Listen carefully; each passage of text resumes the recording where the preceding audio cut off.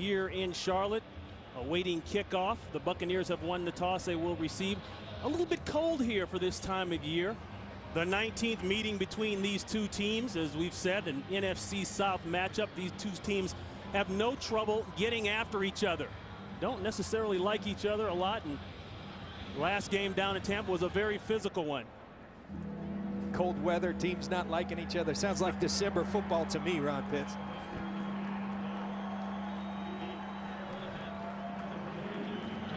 So Carolina won the toss. They will receive. The Bucs will kick it away.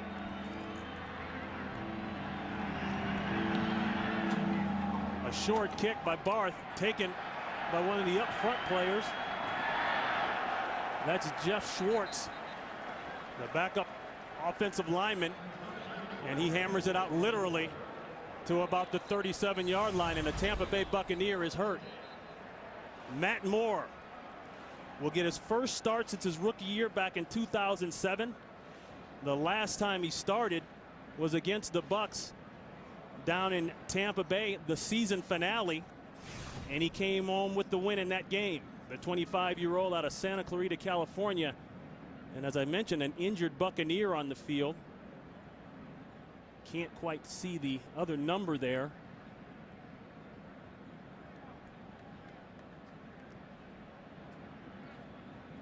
Yeah, that's Clifton Smith. Clifton Smith is down on the field there. Smith, of course, a great return man for the Buccaneers. Went to the Pro Bowl last year, the first special teams Pro Bowl addition there from the Buccaneers in the team's history. You never like to see this. You see the trainers and the doctors kind of bracing his neck, and let's pray for Clifton that he's okay. A good sign is that he is moving his legs. That's always a positive sign. We'll go back and look at the hit if we can pick it up. Let's watch Clifton Smith. Second at the top of the screen as he eludes a block on Dante Wesley. And let me tell you, the most physical and violent action that happens on these football fields happens on these special teams plays, and looks as if Clifton hits his head on a opposing Carolina Panthers knee. And John, if you remember in the first game, Dante Wesley took a shot at Smith on a punt return. Wesley thought he saw a fair catch, maybe he didn't, but he took a free run and put Smith out. That started a bench brawl. Wesley was later suspended for one game as a result of the action. So Smith, thinking deja vu maybe all over again, but he's able to walk off the field. We'll try to get an update on him a little later on. So 1st and 10 for Matt Moore. They'll start off with Stewart in the run game. The Buccaneers have talked about having to be solid against the run because they've been gashed so much by the Buccaneers, or by the Panthers 1-2 punch. That's Barrett Ruud on the tackle, and up front for the Buccaneers, Wilkerson, Sims, Chris Hovan, along with Styles G. White. And White has been playing very solid lately. Last week against Atlanta, 5 tackles, 2.5 sacks. The secondary, Elbert Mack will step in for the injured Aqib Talib, who's been hampered by a bad hamstring. No yards on the last play. 2nd and 10 run. That one's good for about 9 by Stewart. And you know, Ron, usually when you face a team, certain down and distances dictate run or pass. A 2nd and 10 for most teams in this league would dictate pass, certainly. With the Carolina Panthers, not so fast. 3rd down, 2nd down, 1st down, they're going to run the football. Tampa plays for the pass, a 7-man front, and Carolina makes them pay with a 9-yard gain. 9 yards, 3rd and 1.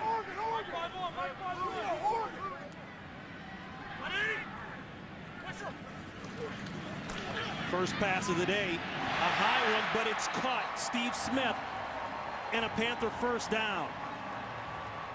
You know, and you said it, Ron, you've got a young quarterback making his 4th start of his career.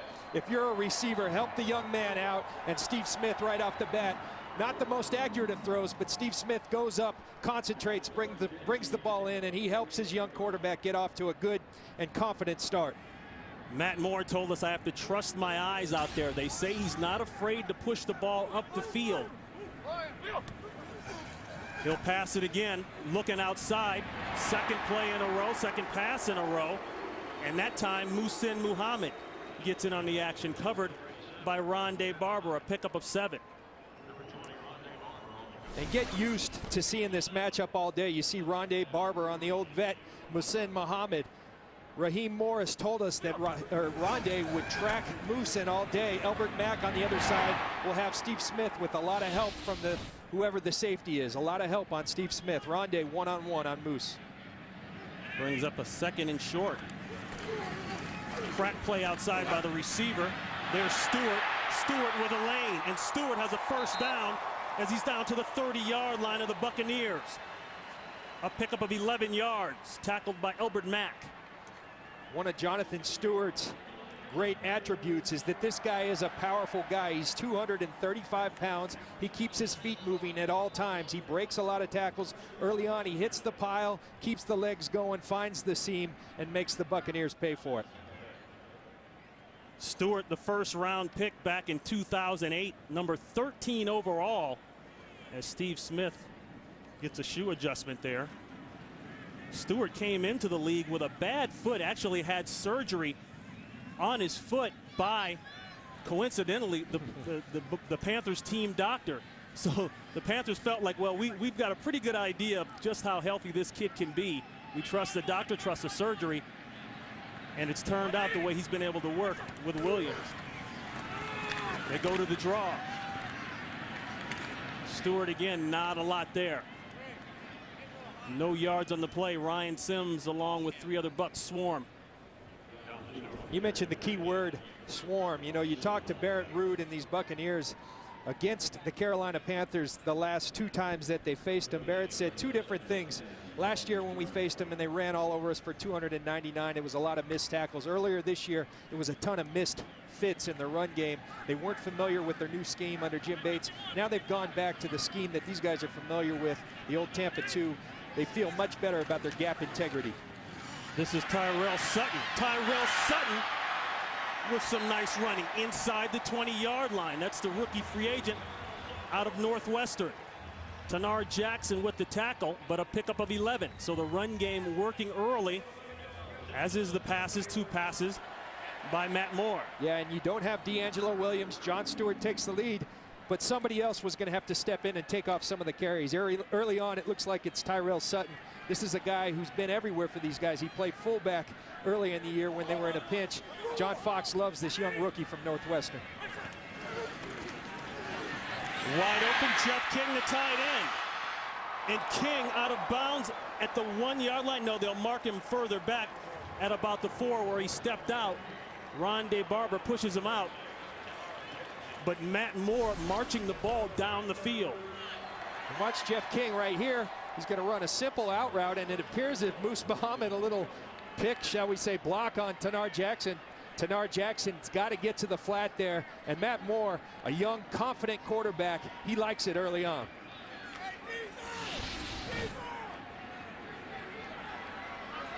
See the red zone numbers this year for Carolina.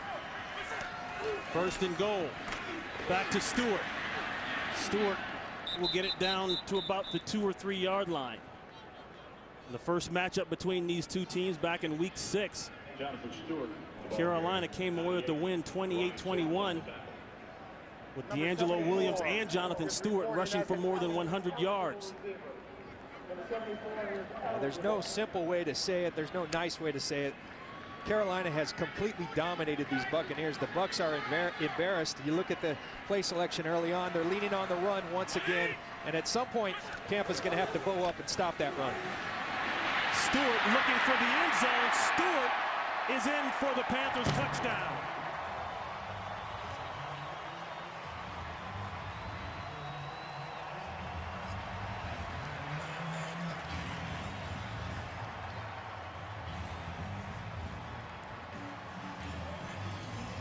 So Stewart, who had a bad Achilles all week long, didn't practice much, and Williams obviously didn't practice much. But it doesn't look like it here, the way they went right down the field.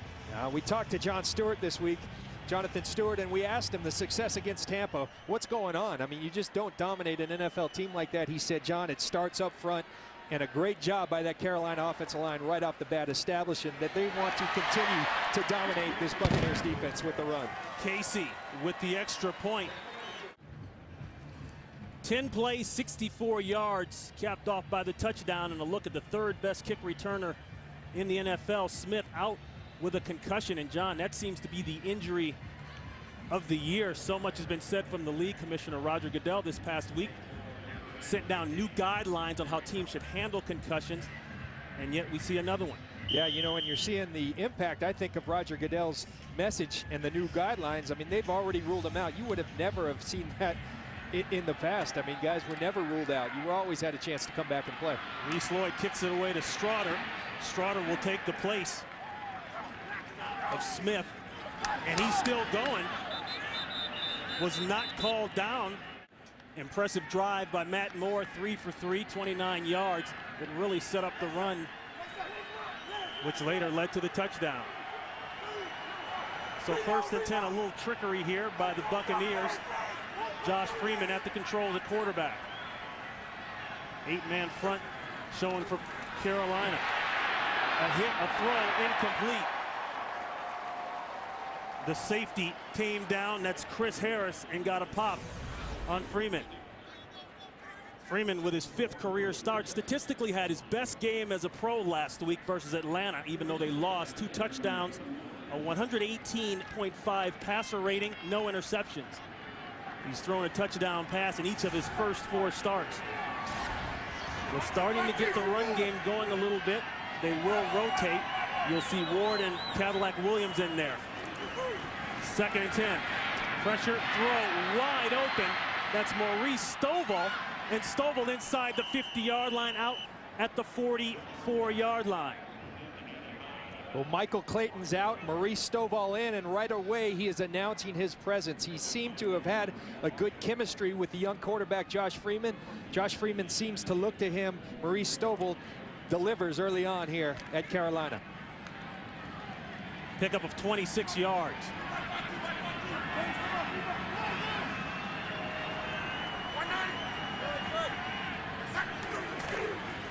They go to the run. That's Williams. Williams stops shy of the 40-yard line. 2nd and 8.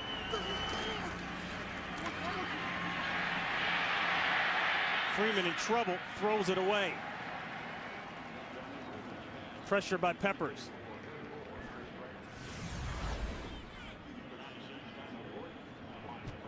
And a Carolina defense, Brayton Peppers.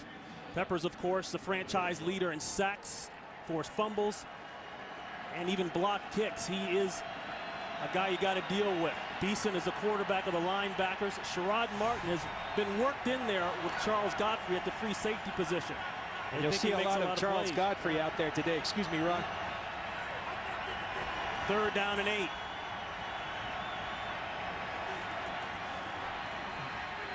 The pocket's clean. High throw, intercepted. That's Godfrey. And Godfrey goes down at the 30-yard line. Early turnover here for the Buccaneers. So Carolina, a team that's allowed the most points off turnovers in the NFL at 98. They switch it around here and get one for a change. Yeah, and it's Charles Godfrey. Sherrod Martin's been taking it of late. John Fox told us you would see Godfrey back in there, and he makes his presence known right away. The draw to Stewart, missed tackle in the backfield. Stewart gets out for a few, and Sabby Piscatelli is unhappy because he had a chance to get him a pickup before. Let's go back to the interception. And if you look at it here, Sammy Straughter is going to run a simple dig route going through the middle, and Josh Freeman throws it a little early and throws it definitely too high. Just a missed throw by Josh Freeman. You can't attribute that to being young or anything. It's just a missed throw. Usually he's an accurate thrower. Bad mistake by Josh Freeman. 2nd down and 6. Play action, the long corner route to Muhsin Muhammad. A marker goes down, but Muhammad makes the catch. Our referee, Don Carey, will give us the call.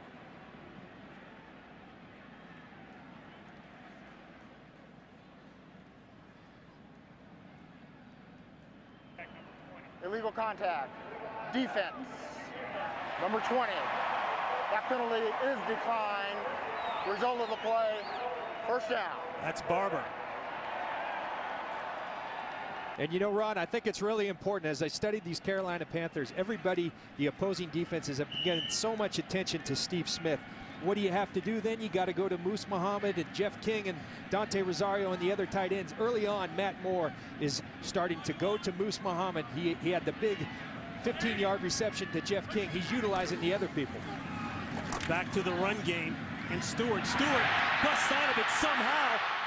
Jonathan Stewart is still going. He's down inside the 30-yard line of the Buccaneers. 23 yards on the run. Finally tackled by Quincy Black. And Raheem Morris told us this week the number one thing, he only put one thing for this defense to be successful, and it was stopping the run. Well, if you're going to stop the run, you better tackle these backs. These backs aren't going to go down with butting them up. You better tackle them. And at some point, you better stand up and say, we're sick and tired of you guys running us. We're going to tackle you. Stewart steps out. In steps Sutton. Sutton looking for the end zone. Wrestled down inside the 10 by Piscatelli, but another good run by the Carolina Panthers. Early on, we talked about the emphasis of stopping the run. Number one, you can't stop the run if you don't tackle. Number two, if your gap control is off, you can't stop the run. You see Geno Hayes miss an early tackle, and then the gap control not being there. Savvy Piscatelli has to make a touchdown saving tackle on Tyrell Sutton. Both Williams and Stewart have rushed for 100 yards in the same game twice against the Buccaneers. Now Stewart is doing it alone with Sutton. This time they hem him up pretty well. Already Stewart 8 carries, 51 yards and a touchdown. Yeah, you know, and you come into this game, and as we said, the Buccaneers kind of returned to their roots with Raheem taking over the defensive calls, getting back to a defense they're more familiar. But the thing that you had to take into account, Carolina ran last year against this same scheme that they're now playing. They ran against the bait scheme, so sooner or later it comes down to fundamentals. You better tackle, and you better have your gap integrity right, and that hasn't happened early on here for Tampa. I guess Stewart didn't like the way Sutton was running. He said, let me get this kid out of there and get back in the game. And he'll get the carry. And Stewart down to the 5-yard line, a pickup of about 4. And Johnson changes up front for the Panthers offensive line. You know, they're without Jordan Gross. They've had to switch some people around. A lot of people think that's hurt their game. Absolutely, and Jordan Gross had a big hand in this. You look at the 3 most prolific rushing days in Carolina history, and 2 of them have come in the last 2 years against Tampa. That's saying a lot.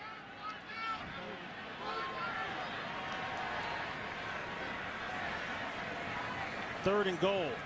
Muhammad in short motion. Going up the field for Smith. Tried to go to the corner. It wasn't there. And that'll bring on John Casey. And they'll try to come away with at least 3 on this drive. And Matt Moore is going to want this throw back. Steve Smith with a terrific release up top here on Elbert Mack.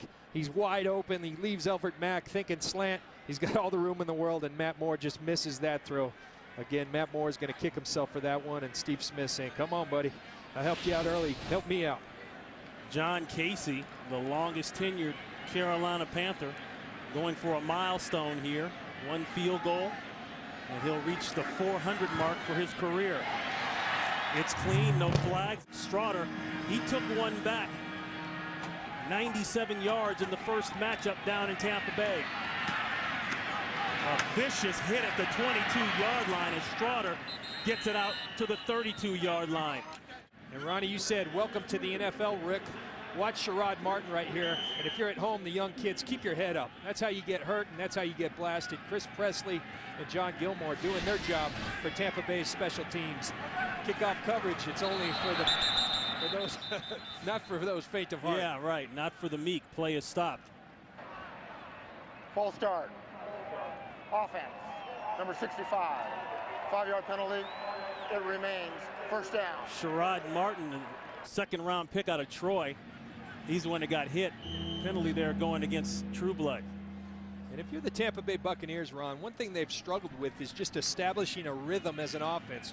Now, one of the good qualities that bodes well for him here, Josh Freeman, the one thing I've picked up on, he has a great ability to bounce back from mistakes. He doesn't get flustered, so throwing an interception's not a problem. A lot of guys go in the tank, he won't. They'll keep it safe. They go to the draw. That's Williams.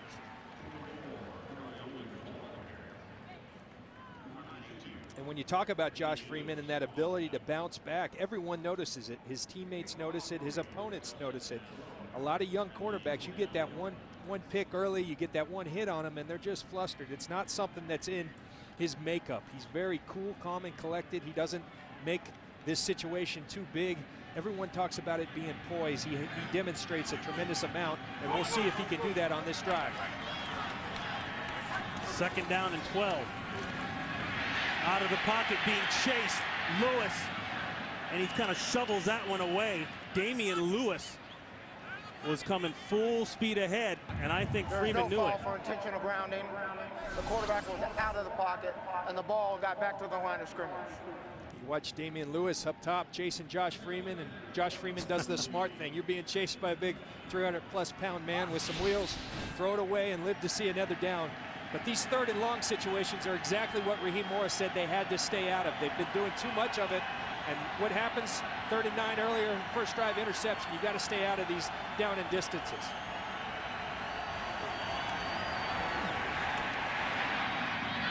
Checks it down to Williams. Williams with a long way to go for the first. He'll be about 4 yards shy, and that'll bring on the punt team. Very nice job by the Carolina defense, keeping the ball in front of them. Get deeper drops on a 3rd and 12 situation. Keep the ball in front of you, and then everybody swarm on that tackle. We talk about the scheme change in Tampa defensively. Well, John Fox brought in Ron Meeks, a proponent of the Tampa 2 defense. They've installed it. They've made their own tweaks, met somewhere in the middle, and they're coming up with pretty good results thus far, even though they've battled a lot of injuries. Sam Pauliscu just signed this week with the injury to Dirk Johnson. Johnson was put on IR with hips with a torn hamstring, and so the first punt gets a nice roll, 47 yards, and the return of Matt Moore.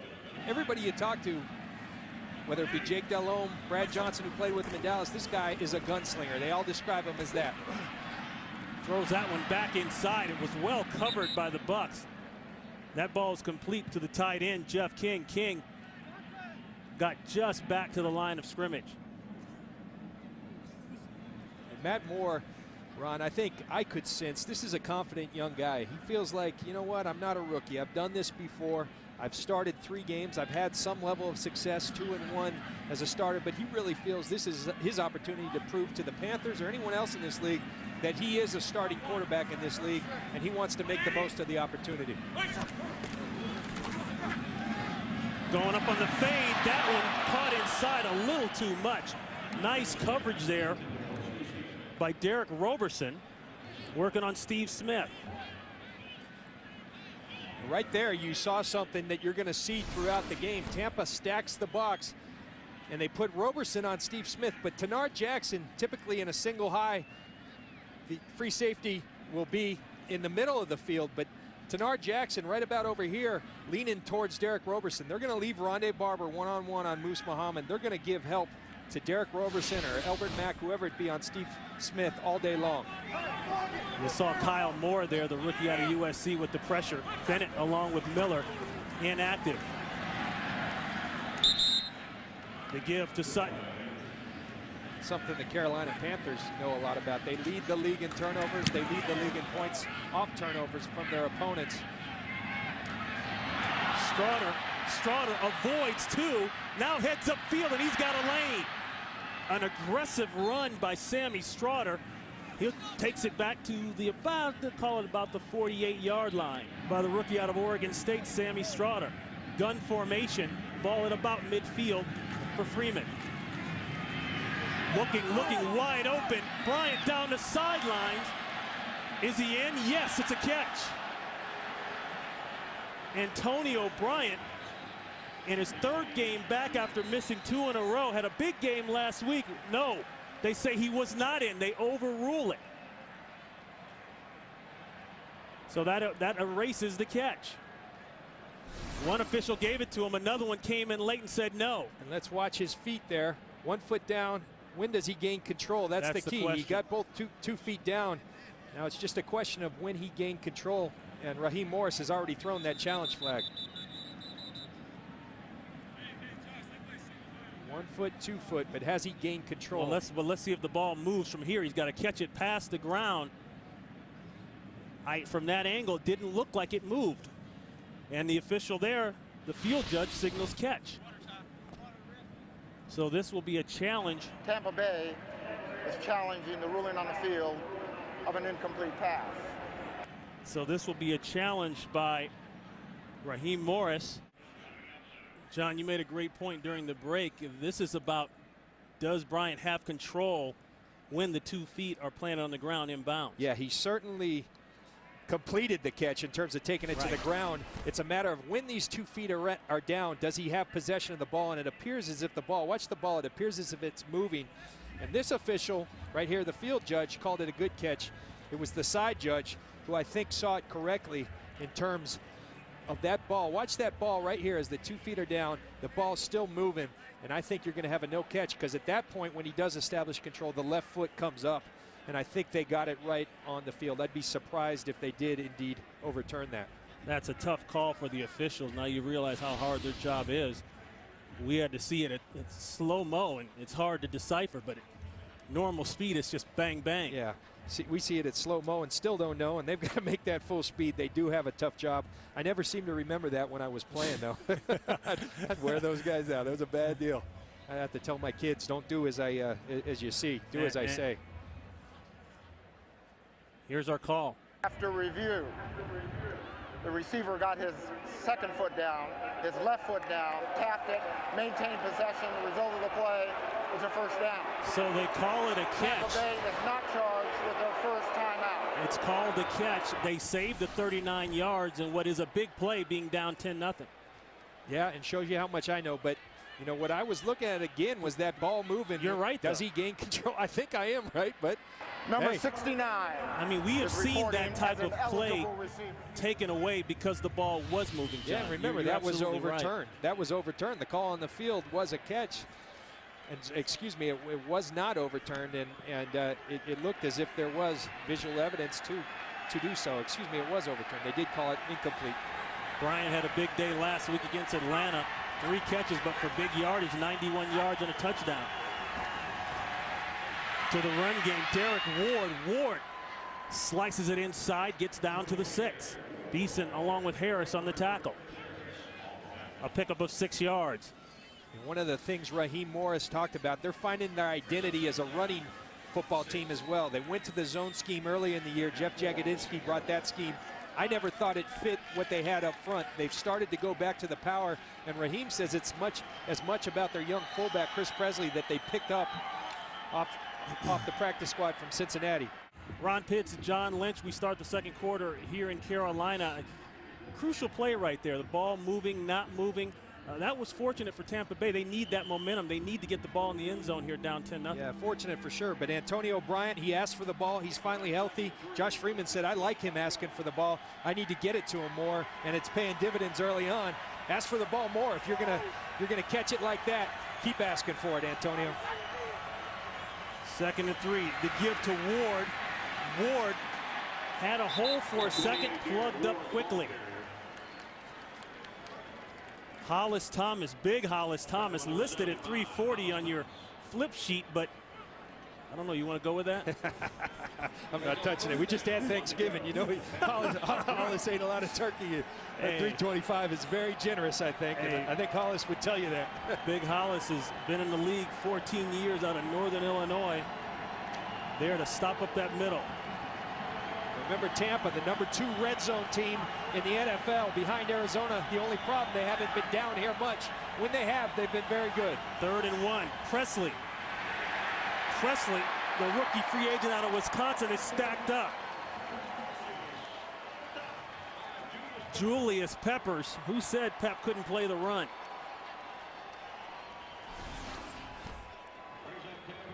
You watch Julius Peppers up here. He's going to penetrate, get in the backfield, and Chris Presley doesn't get the ball much. John Gilmore missed the cutoff block, and there he is on Chris Presley. Chris Presley meet Julius Peppers. Big play by a big-time player in Julius Peppers. And that forces the field goal opportunity for Tampa Bay. Barth will kick, a new holder because he's the new punter. Polescu will hold. Get the snap down. The kick is up, no markers, and it's clean. So it took a quarter for the Buccaneers to answer, but they do answer. The 21-yard field goal by Barth, set up by the nice catch. The review, they stayed with the call. Antonio Bryant continuing his ways from last week, coming up with a big play. Yeah, and head coach Raheem Morris said he had no problem with Antonio Bryant asking for the ball. Antonio Bryant was hurt early on. Raheem said he limped through about 6 games. He's been finding his way back to health after missing 3 during the course of the season. He's healthy now. When he's healthy, he's an explosive receiver. That's the short kick. Rosario, that's the tight end. He gets it past the 35-yard line. And a quick look at the division, the NFC South. Of course, there's one team and one team only. That's an issue right now, and that's the New Orleans Saints, undefeated, one of 2 teams undefeated in the NFL, but in a little bit of a dogfight up in Washington right now, a 10-3 game in the second quarter. And Carolina, as we said, John, they're not mathematically out of it, but they've got to keep pace with Atlanta, and Atlanta trying to keep pace somehow with New Orleans. Yeah, good luck keeping pace with New Orleans. No one's been able to do that. The New England Patriots found that out Monday night. Play action pass. Moore with time, letting it go down the field, looking for Muhammad, and it's incomplete. Rondé Barber running step for step with Muhsin Muhammad. You know, but I think everybody likes that about Matt Moore, the fact that he's not afraid to attack. He said, John, I was brought up to attack Moose Muhammad right here going one-on-one. We told you Rondé Barber would be on him all day, and Rondé Barber does a great job of locating the football, not panicking, and making the play, but just the fact that you're testing him downfield. I watched film and I couldn't see Jake Delhomme go to Moose Muhammad one time down the field. That opens up things, and it makes the safety not so sure about favoring Steve Smith's side. Stewart with a nice cut, and Jonathan Stewart is out the gate. Runs a man over inside the 40-yard line. Another huge pickup, and Stewart will be close to the 100-yard mark. And you keep talking about it, but it always comes down to tackling and gap integrity. The gap integrity was fine right there. Another missed tackle. Watch Rondé Barber. They're going to crack. Rondé Barber one-on-one on Jonathan Stewart. Not an easy task, but you got to make the tackle. Rondé knows that. Rondé expects him. And the Tampa Bay Buccaneers, I don't care what scheme they're playing, until they start tackling, they will not stop this Carolina rushing attack. Kedrick Vincent came around the corner with a nice block, and that was Tanard Jackson. They got a face full of Stewart at the end of the play. A marker's down. We'll check the call.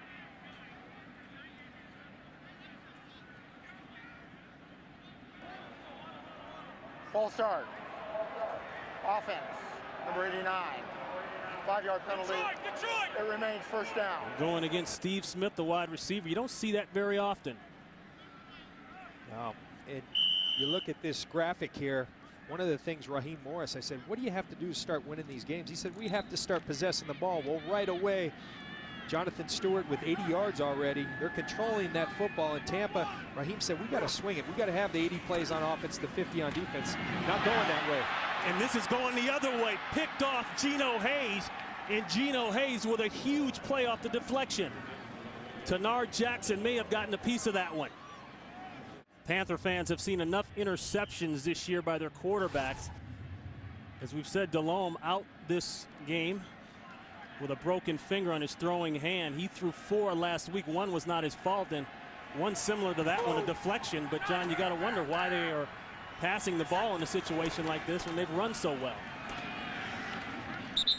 They'll go to the ground game here with Derek Ward, Hollis, Thomas on the tackle. Let's go back to that interception. You see little combo coverage right here between Tanard Jackson and Derek Roberson. Tanard Jackson going to go out to the flat, and a very instinctive player makes a great break, deflects the football. And Geno Hayes, really a beneficiary of this scheme change. He really fits with what they're doing. He's playing that Derek Brooks position, and how many times did you see Derek Brooks come up with big-time interceptions. Geno Hayes really playing good football the last couple of weeks, and a nice play by Tanar Jackson. First interception of the career for Geno Hayes. Good field position, a wide open man. The heater inside Bryant, and Bryant takes the ball down to the 20-yard line.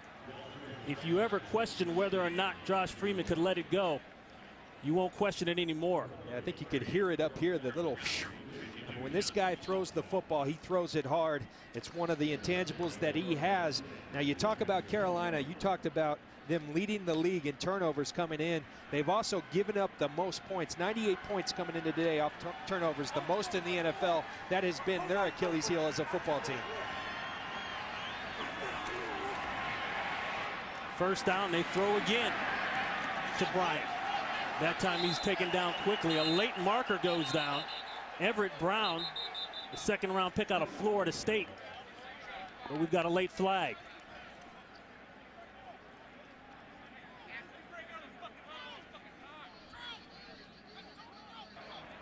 After the play was over, personal foul, unnecessary roughness, late hit, number 65, 15-yard penalty, and the down counts. It will be second down.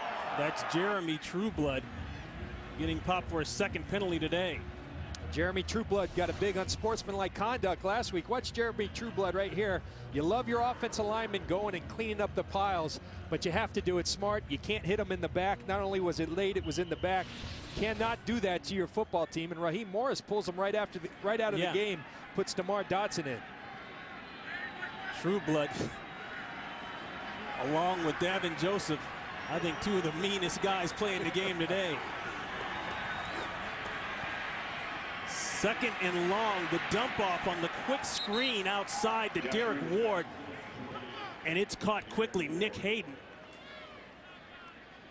sniffs it out and makes the tackle.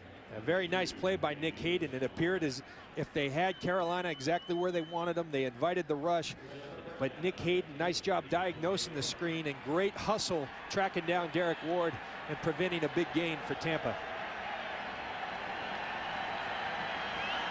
So 3rd and 18.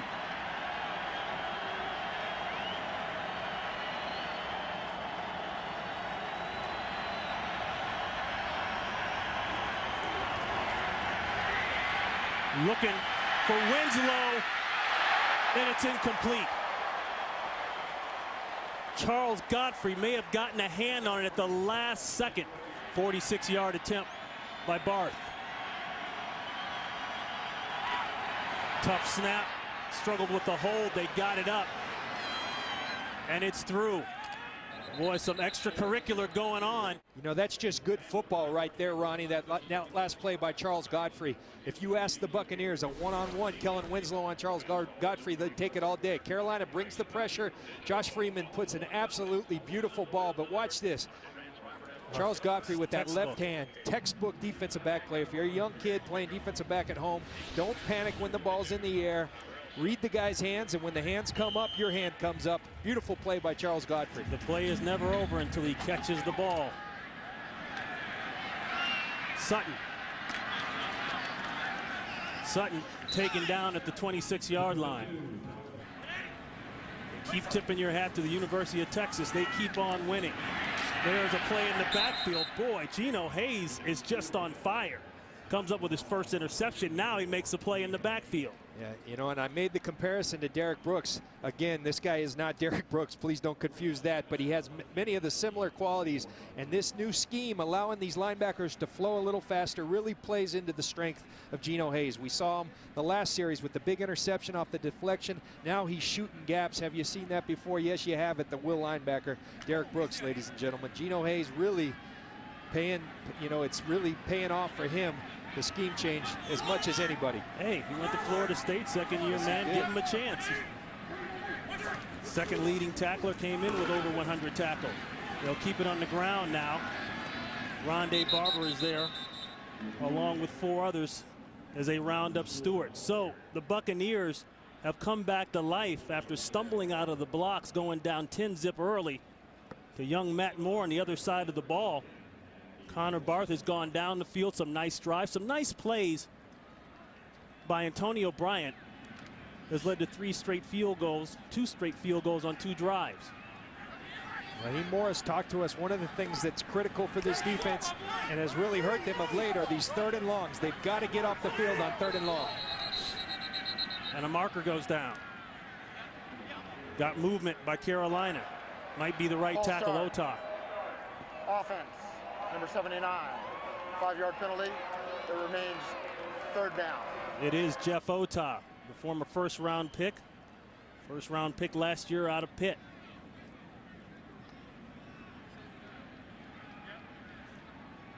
You know, when you get in these 3rd and long situations, we saw Carolina on the 3rd down where Godfrey broke up the ball. They brought the pressure. Tampa has a tendency to lay back. We'll see if they can keep the ball in front of them and get off the field here.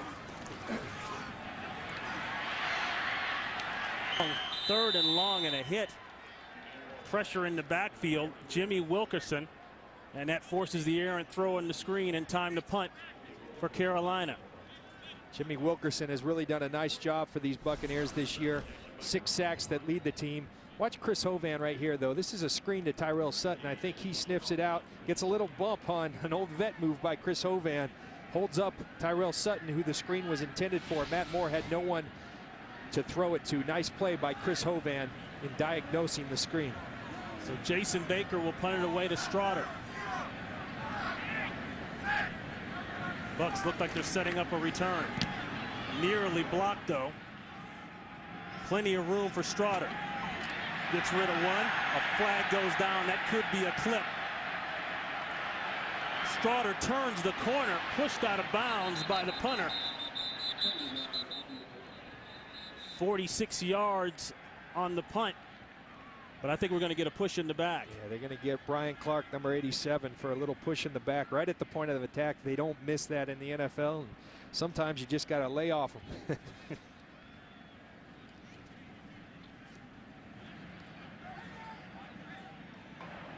During the return, block in the back, return team, 10-yard penalty.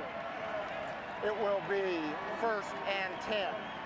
John Fox in his 8th year as head coach with the Carolina Panthers, the winningest coach in franchise history.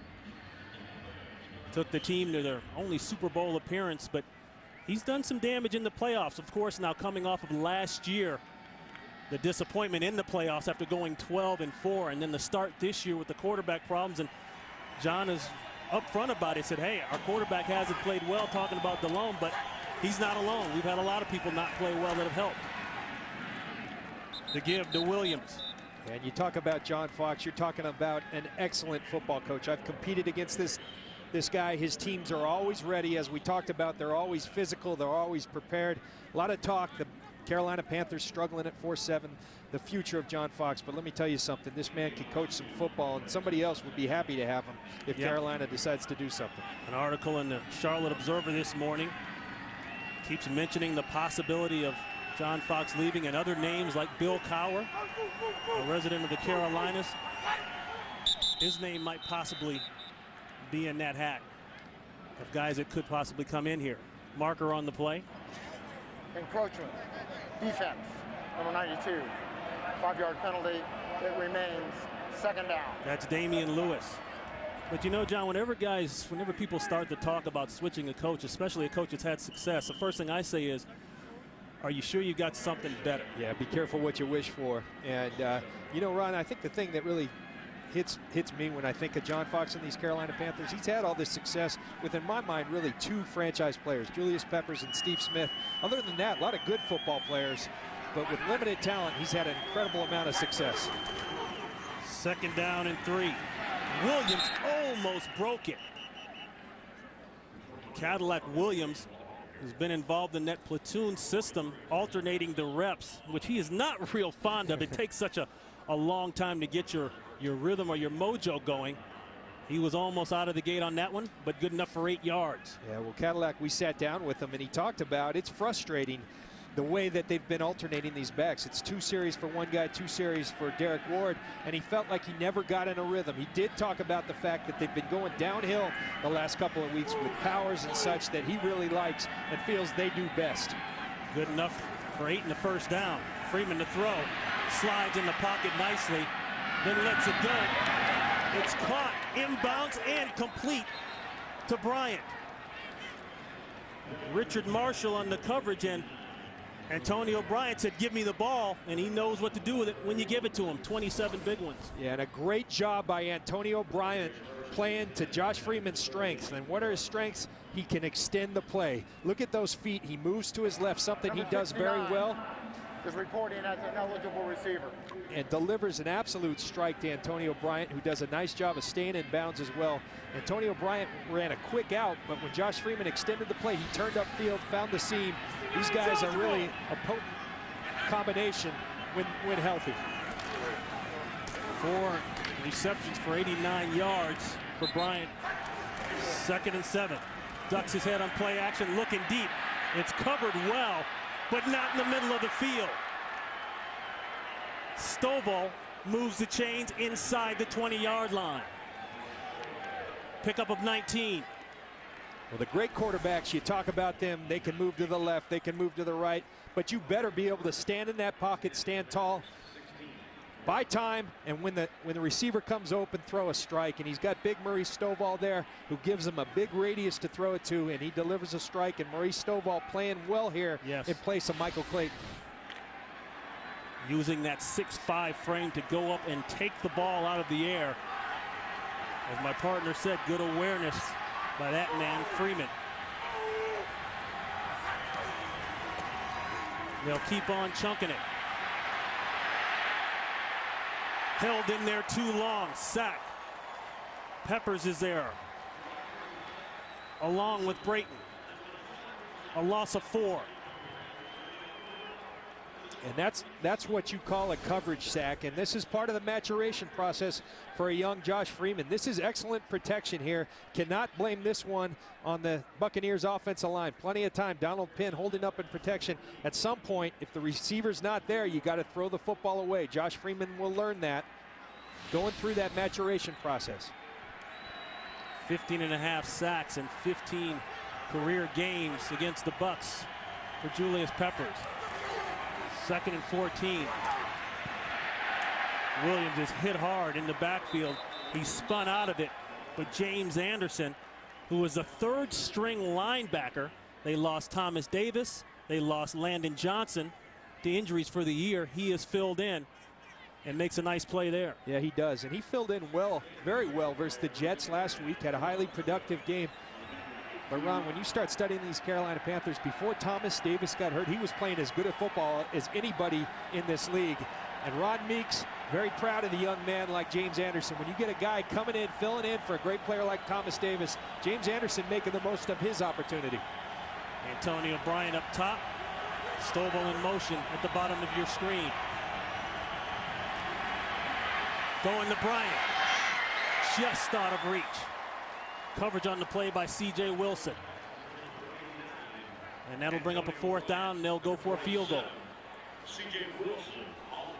And a good decision by Josh Freeman right there. You've got Antonio Bryant, your number 1 on the 3rd corner. C.J. Wilson for Carolina. A little bit of a better football. You would have had a touchdown right there, but good decision. You aren't going to hit them all. Good decision by Josh Freeman. 2 on the day for Connor Barth. This will be from 36 yards out.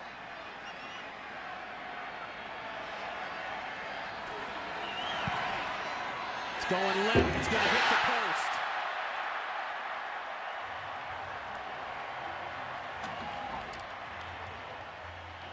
In pregame warm-up, I think he hit that left post, left upright at least twice.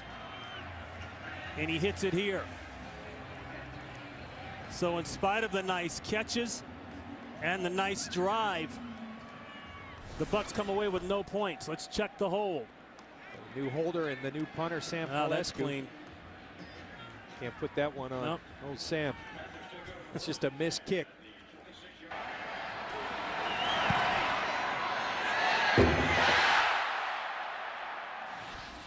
That's not music to a kicker's ears. Nor the special teams coach. Back to the ground game, and Jonathan Stewart. Styles White on the tackle. Approaching the 2-minute warning here.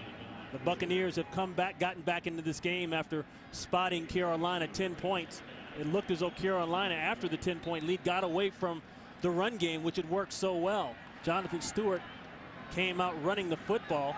He's got 12 carries for 80 yards. Yeah, you know, and I bet John Fox was on that phone with Jeff Davidson saying, continue to run the football. And they'll keep on throwing it. And Stewart hurdles a man, and he's wrestled out of bounds about 2 yards shy of the first down. We're looking at a 3rd and 2. And last week in their loss to the Jets, 3rd down situations, 3rd and long especially, Carolina was running the ball pretty well early. Yeah, I turned on that tape, and 3rd and 17, they run it, they convert it. 3rd and 10, the next series, they run it, they convert it. They run the ball on 3rd down.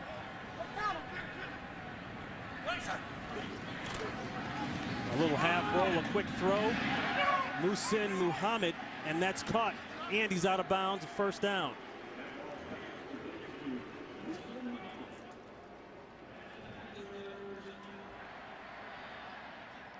We talked earlier about Matt Moore needing to involve Muhsin Muhammad in the offense, and Matt Moore has done that. Muhsin Muhammad now with 3 catches already here today. Pressure backside. That's Styles White. And he's able to force error and throw, and Moore says, nice job. Yeah, you know, and they've been looking for the pass rush around here for a long time in Tampa, and Styles White is starting to deliver. 2.5 sacks versus Atlanta last week. He's consistently been beating his man on one-on-one situations, and that's what great pass rushers do.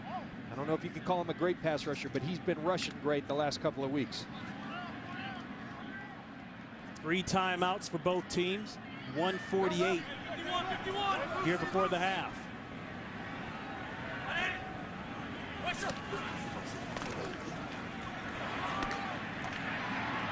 Complete to Smith.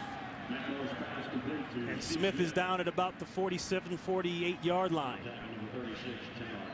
A pickup of 5. Plenty of time for Carolina. You got 1 minute and 30 seconds left. You have all 3 timeouts. Plenty of time. You have to continue to move the chains. Corner blitz, Barber, but it comes from the other side, the sack. That's Tim Crowder.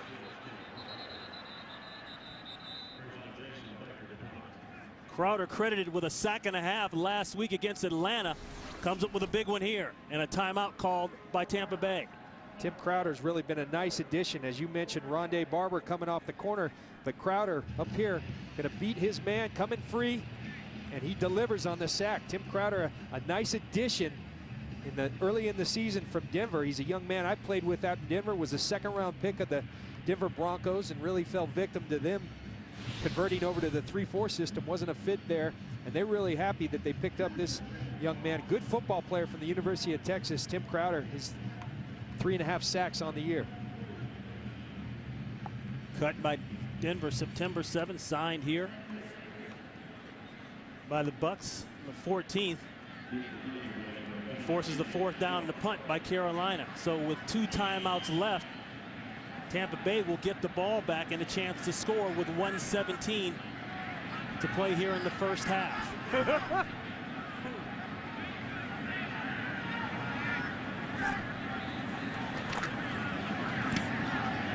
Baker gets it away.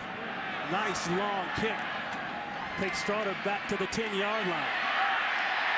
And he's rounded up nicely at the 11-yard line by Dante Wesley.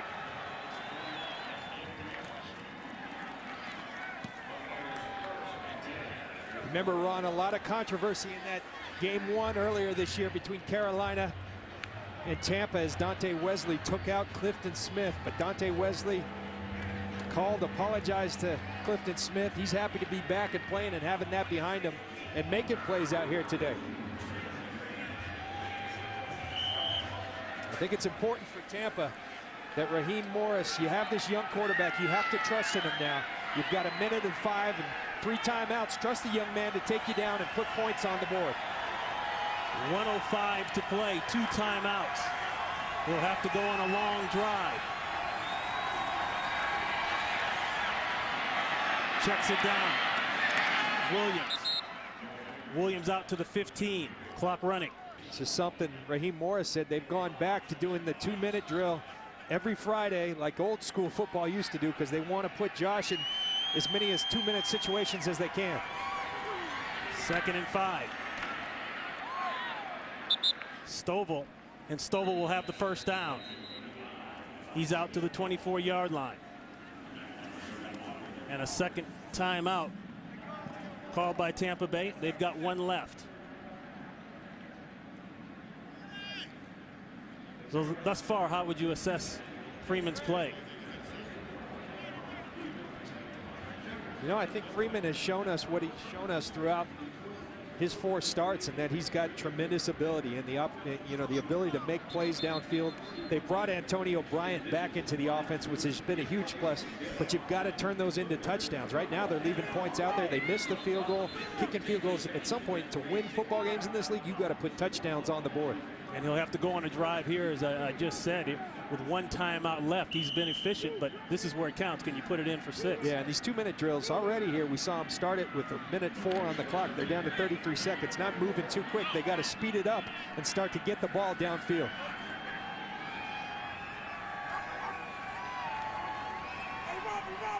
Freeman 10 of 16 for 160.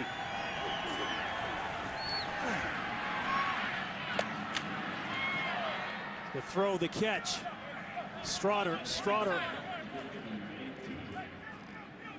will have the first down. He'll have to clock this one, and does. You know, and right there, this is something they've been working on hard, but that's just not fast enough. You've got to speed up that operation. It did seem a little slow, yeah, right? You got all the way down. You started with 33 seconds, yet complete a 10-yard curl, and you go all the way down to 13 seconds.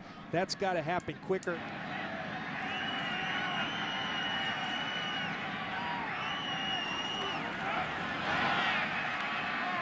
Going up the sidelines, it's up in the air, and almost caught twice.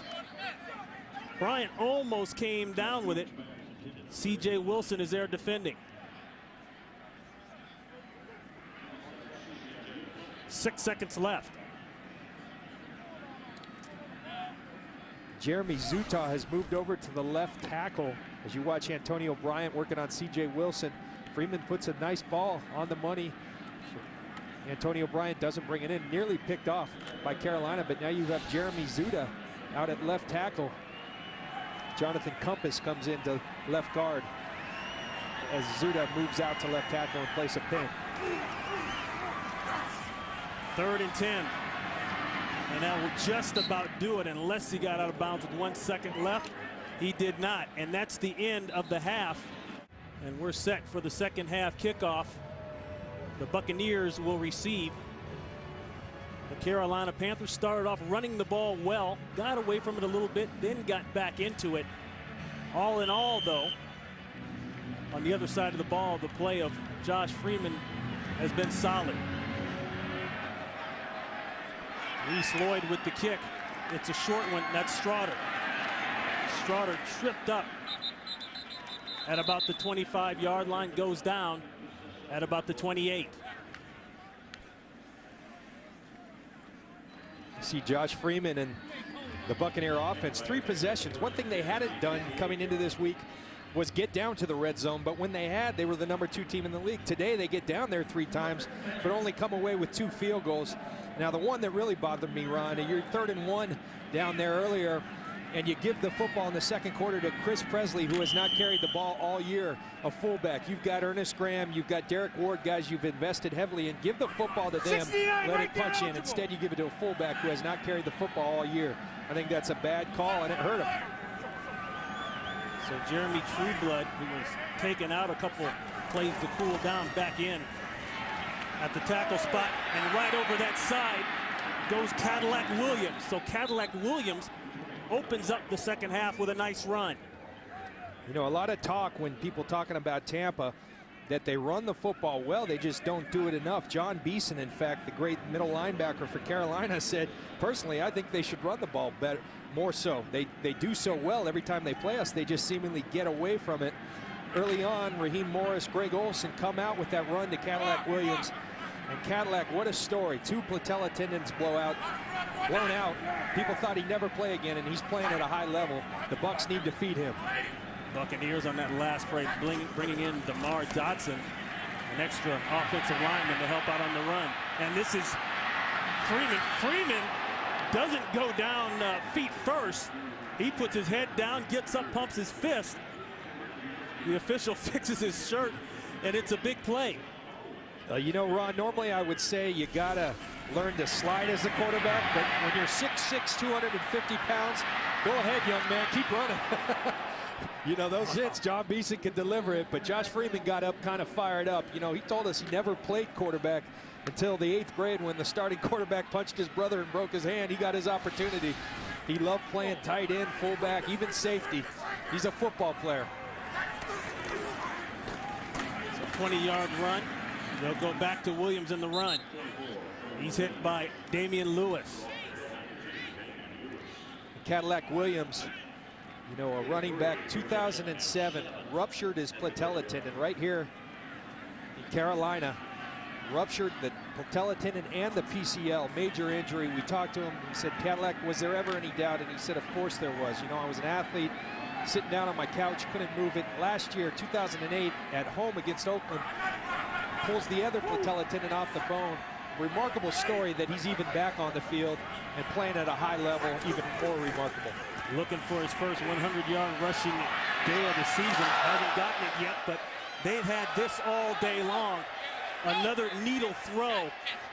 Freeman to Bryant, and it counts inside the 5-yard line. They'll mark it officially at the 4. See Antonio Bryant working on Richard Marshall.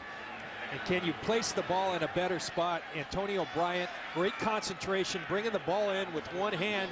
And like I said, keep asking for the ball if you're going to deliver like that. Beautiful touch and accuracy. Boy, I don't know that he held on past the ground, though. It looked like it moved. That was 26 yards, and John Fox threw out the challenge flag.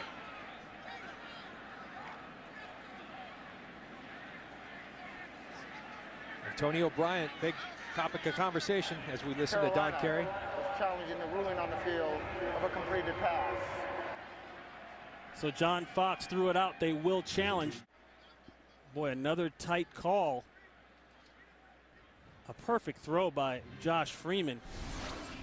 And again, very similar to the first catch. It just goes on these tiptoe deals with 2 feet down. It goes to when does he gain control. You see him grasp it with the left hand. Now watch the right foot start to come up. Has he gained control prior to that foot starting to go up? That's what Don Carey's got to look at.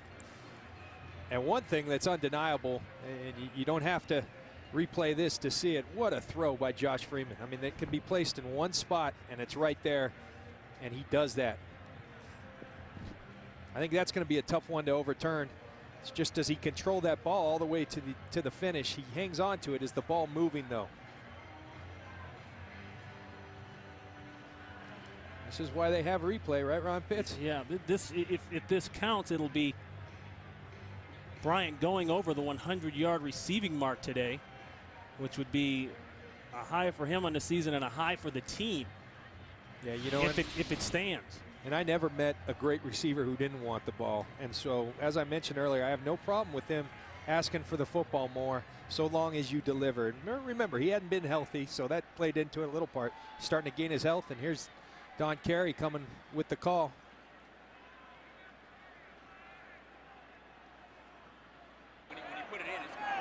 After review, the ruling on the field stands. Carolina is charged with their first timeout. So Carolina will lose on the challenge. They'll lose a timeout. The call on the field stands. And here Bryant you are, goes over the 100-yard mark. Excuse me, having a great day, and here you are, Ron. You're down in that red zone again. You got to put touchdowns on the board. Enough with the field goals. You have to put a touchdown. I think the way you trust Cadillac Williams, you pound the ball a couple times, and then maybe you get one-on-one with Kellen Winslow and try to feed him as well. Or you got Antonio Bryant wearing these DBs out. Stoppage of play.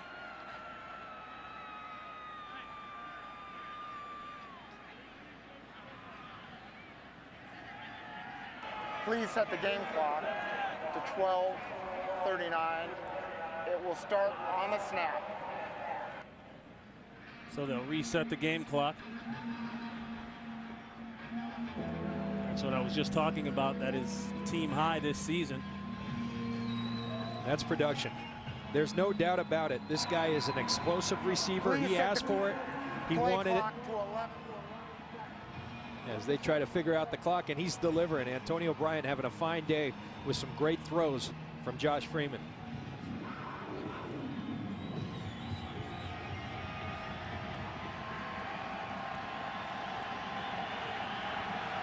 First and goal. Williams and Presley in the backfield. Play action. Intercepted. Huge mistake. Beeson. And Beeson is still moving.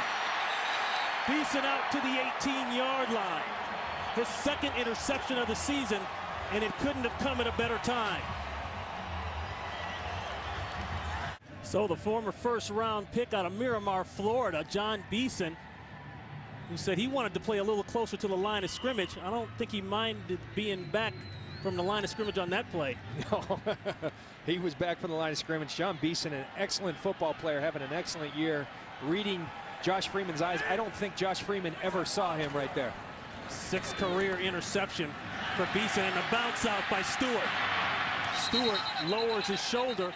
He's got enough for a first down. Another big run. You look at the interception. They're going to try to isolate Antonio Bryant, who's been hot. I think, as I said, they should have run the football to Cadillac. Instead, they try to fake the Cadillac and go to, and you know, really double coverage to be certain. And Beeson spying, just not a smart decision by Josh Freeman. He's played a wonderful game, but you know, those again are things that a young quarterback has to go through, and just a bad decision, bad throw by Josh Freeman. Great play by John Beeson. 11 yards on the run by Stewart. They'll go back to him. Nothing doing on that play. Styles White is right there. No yards on the play. And Raheem Morris, he said he wanted his team to be more aggressive, a little nastier defensively. Going to the change defensively might help that naturally, John, but he instituted a little self-discipline of his own this week in practice. If guys jumped off sides, he made them run laps, and Styles was one of the guys that had to run laps this week. Yeah, Styles slowly completed his lap, and Raheem wasn't too happy about that. Another breakout for Stewart. Stewart about 2 yards shy of the first down. Stewart over the 100-yard mark on that last run. There's a first down on the catch by Dante Rosario. Rosario with 4 catches last week against the Jets for 62 yards. Moves the chains on that one. But Stewart, really the story of the day. That's his second 100-yard game of the season. Went over the 100-yard mark week 6. Guess what? Against Tampa Bay. And there he is talking to his buddy D'Angelo Williams, who's not suited up today. But when you run the ball effectively, Ron, you set up those 3rd and 2s, which are easy to convert. Play action, and then opens this kind of stuff up. But good coverage down the field by the secondary. The comeback throw is there to Rosario, 2 in a row. But that's just great ad lib by Rosario because the secondary had it covered. Yeah, really good coverage downfield, and Matt Moore does a nice job of ad-libbing, buying himself some time. Dante Rosario on the same page as Matt Moore, comes back, helps him out. Nice execution by the Carolina Panthers.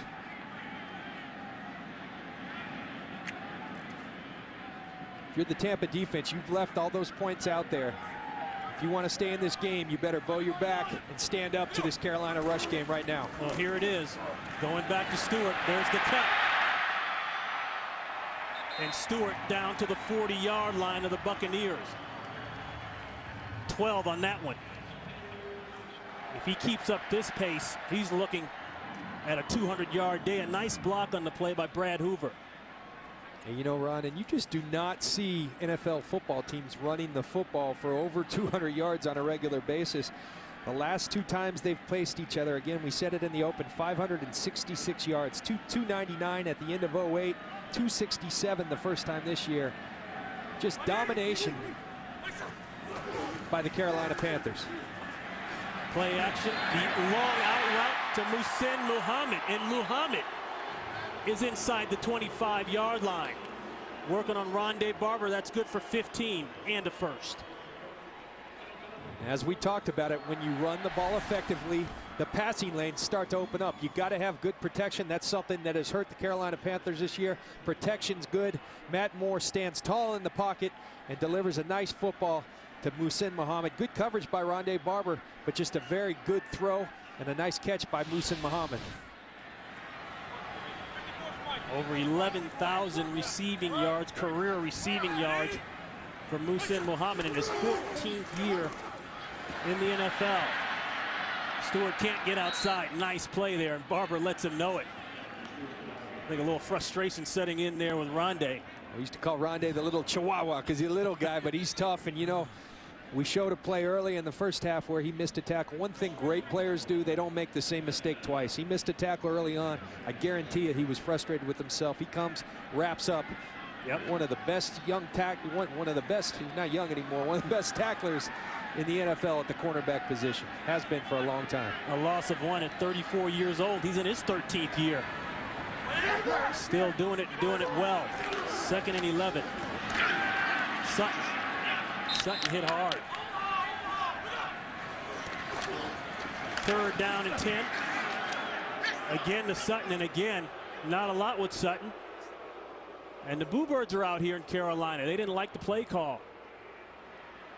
2 runs in a row to Sutton. You take Stewart off the field, and that's going to force a medium-range field goal attempt by Casey. And as you said, the Bluebirds were out, but this is a Carolina football team that runs the football on 3rd down more than anybody in the NFL. 38% of the time on 3rd down, they run the football, so that's not breaking from what they normally do. 9-6 back here, too. John Fox playing the percentages, trying to put points on the board. We're good here, guys. 40 Good yards job. out for Casey. He's 3 for 4 on the season from this distance. Gets it up. It's clean. No markers. So the Carolina Panthers with the lead 13-6. Red zone woes continuing for this game. For Tampa Bay, 4 trips in the red zone, 6 points. That's not good enough. That's why you're 1-10. You know, they've been successful down in the red zone earlier this year. Now they're down there and they just aren't putting it in. You got to put the football in the end zone. Graham touched it, batted it down. Straughter is able to pick it up and try to get something out of it. He gets it out to the 27. A look at the Buccaneers' offensive leaders. Freeman fairly solid. He got the 2 interceptions, the 1 interception not solid. That's a force down by the goal line. The cutback play nicely done by Derek Ward. Ward brought in as a free agent from the Giants this past year, splitting time with Cadillac Williams. He gets his first nice run of the day, 18 yards. You know, we've talked about Cadillac and Derek, I think both frustrated on the way they've been rotating 2 series here, 2 series there. You know, they need to feel like they're getting a rhythm, but nice execution right there. They'll stick with Ward in the backfield. He tries to protect and gets run by. Chris Harris came down from the safety spot and ran through the outside shoulder and just got a piece of that ball before Freeman could get rid of it. And Derek Ward came with the nice run, but he needs to do a better job of being more stout. Chris Harris, nice job on the rush. And you just see how big Josh Freeman is. Chris Harris is ripping at his arm, and it's almost as if he's not there. He was able to get the ball. A lot of times that would have been a strip fumble. Harris, the quarterback of the secondary and the defense in many ways. Go back to the run. Ward puts a hand out trying to move the pile. Just got past the original line of scrimmage. A pickup of 2. Dan Connor, backup linebacker on the tackle as you look at Freeman under pressure. And they've really done a fairly nice job. Only sacked 1 time, hurried 11 times. They've done a nice job of protecting him. Again, they're moving the ball fine. It just comes down to you have to be able to punch the ball in the end zone. I think a lot of that goes back to the run game. You better be able to run the football in the red zone to be effective. Last time they didn't try to. They tried to throw it. Look at Greg Olson, the offensive coordinator. Named offensive coordinator just before the start of the season. 3rd and 8. Dangerous throw. The Bucs sidelines once An interference, they're not going to get it. C.J. Wilson working on Clark, and that'll bring on the punt team for Tampa Bay. See the replay. Ryan Clark there. But look at in here. Kellen Winslow one-on-one on a James Anderson, a Will linebacker. You like that matchup. Kellen Winslow still without a catch. I think that's a big story in this game. He's getting the one-on-ones, hasn't won them as of yet. So Pauluscu will punt it away. Chris Gamble back deep. Not a great punt. Fumble. A marker goes down, but one official says Buck ball. You saw Gamble have to run up for that ball.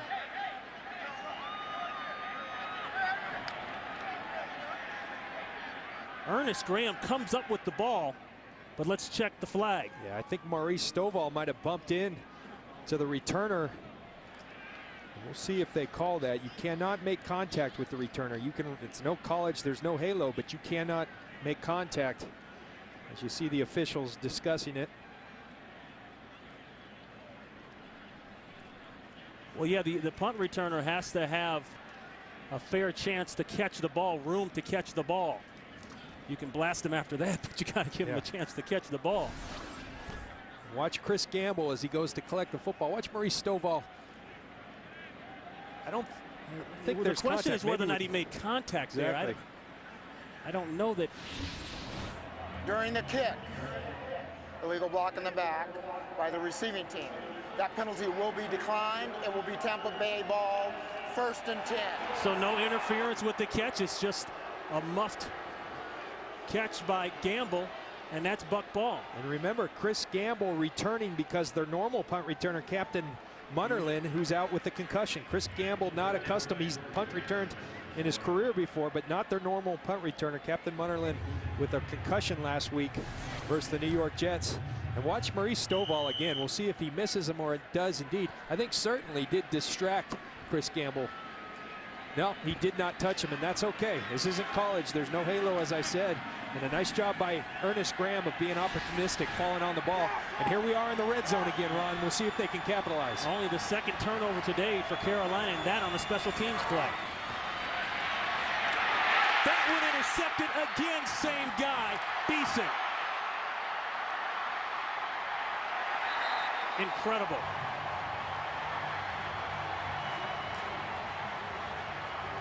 John Beeson with 2 interceptions on the day. And John, an interesting point that you've talked about consistently through this season is how the Buccaneers waited so long to give Freeman the shot in there and get him into the rotation. That experience, lack of there, may be starting to show here. See good run defense by the Buccaneers, but here's my problem with the deal. You know, I did their preseason package. I called for him to start. Now, that throw, Josh Freeman's fault all the way. You can't make that throw down in the red zone. You watch John Beeson right here, and again, Antonio Bryant, you've had great success, but you cannot throw to players. Even if they're hot, you got to read progressions, and he tried to force that ball to Antonio Bryant. You cannot do that. My problem with what they did, you know, it's debatable as to when you started them. They had a plan to hold them. You see Matt Moore go back to pass. Moore slings it out. It's caught by the tight end. That's Jeff King. Back to your point. But again, I thought he should have started from the beginning because I thought he was better than anyone they had. But the one point that is not debatable at all, they were trying to make a decision on whether Byron Leftwich or Luke McCown was their quarterback, and thus he never got number 2 reps or number 3 reps. Right. The guy just sat there in the offseason. So a lot of progression that could have gone on and maturation that could have gone on during the OTAs, during training camp. He was sitting there instead of getting valuable reps. That was a mistake by the Buccaneers. You don't have to start him, but you do have to prepare the young man to play, and as a result, he's learning things on the roll right now. Chance for the Buck defense to get off the field. 3rd and 7, and a hard hit. Tanar Jackson came up and waxed Charlie Martin, the rookie free agent out of West Texas A&M, and that'll bring up 4th down. And that's something that Raheem Morris told us last night. We've got to limit our repetitions, meaning we've got to get off the field in 3rd down situations. And they've done it. And, you know, one thing, Tampa, we keep talking about their failures in the red zone, you got to give credit to this Carolina defense. They've done a tremendous job, led by John Beeson with 2 interceptions in the red zone, of keeping the points off the board. That's your job as a defense. High punt by Baker.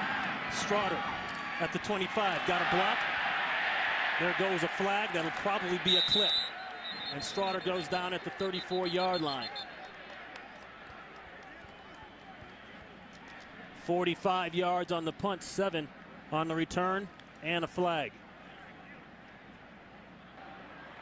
During the return, block in the back, return team, 10-yard penalty, it will be first down. First and 10. Missed opportunities in this league come back to bite you. And when you're down there in that red zone, you better put it in the end zone or at least get field goals. They've gotten 2 field goals in 5 trips. That does not win you football games. They've got to turn it around. Or go back to the run when you get down by the red zone. There's a throw and a hit. First real action out of the backfield today for Graham. A pickup of 5. Hit by Gamble. Chris Gamble doing a great job in the flat, reading the bootleg action, getting in. And Chris Gamble, right now, he's going back in that huddle and saying, thank you, John Beeson. I dropped that punt. You bailed me out, buddy, and I'll help you out now and make a tackle on a big fullback out in the flat. Ernest Graham, very quiet this year, has had to flop over and play more fullback with the injury to B.J. Askew. He's done that without complaining. They'll go to a 2nd and 5. Williams tried to jump through the lane. You saw it there. A nice scrape down the field, down the side by Beeson. John Beeson's playing some football. I mean, this guy's running sideline to sideline. He's intercepting passes, playing great football. And John Beeson told us, I think Greg Olsen doing the right thing here, starting to establish the run game. He told us about his opponent, the Buccaneers. They run the football well. They need to do it more. I would do it more if I were them. But this guy playing a heck of a football game, as you see Greg Olsen, the offensive coordinator. Big decision here on 3rd and 1.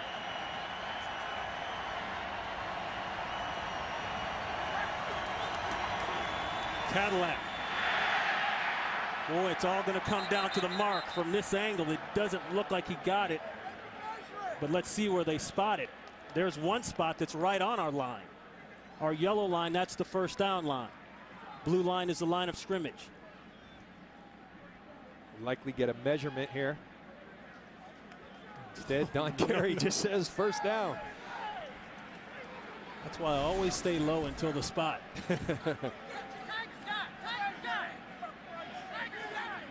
John Fox thinking about challenging. Boy, how did he get that? Well, this will give us a better look. Yeah, John Fox saying not so fast. At least give me a measurement. You tell me how he got that. Beautiful play by Chris Harris, the safety, coming right here to Phil on Cadillac Williams and driving him back. I didn't see that much surge to warrant a first down. You can challenge a spot as it pertains to a first down only. That one makes it by inches, and it's a first down Buccaneers. Well, that's why I was surprised. John Fox has every right to ask for a measurement, and usually the officials will just go ahead. That was very close, and Don Carey just called it first down, but confirmed by the measurement that it was indeed a first down.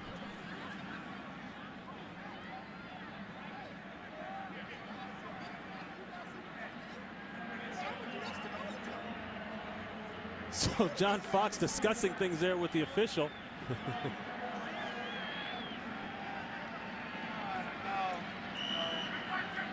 You can hear him say, no, 1st and 10, Buccaneers. 8 men in the box, man-to-man coverage. And Carolina secondary. No place to go with the ball. Down goes Freeman, almost. Lewis chasing. Finally, he throws it away. 1 second left in the quarter. Everett Brown, 2nd-round pick out of Florida State, missed the tackle. See Josh Freeman, very mobile within the pocket, got great ability to escape. Most quarterbacks in the league go down there. He buys time and does the smart thing again, throwing the football out of bounds, making a smart decision.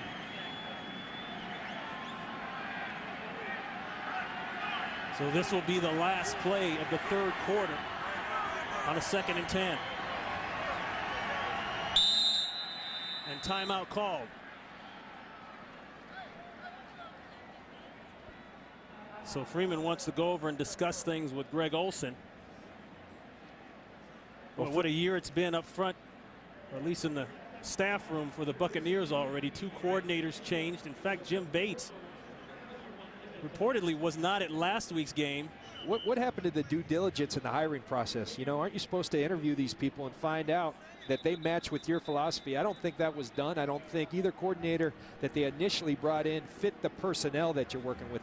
You know, that's such a big thing, and I think they're on the right track now, and they've got to be patient with Raheem because, you know, they've invested in him, but you better be patient, and I think they just missed, whether it was Raheem hiring or management hiring him. I think they missed on their coordinators. They at least admitted to the mistake. I think they're on the right road now.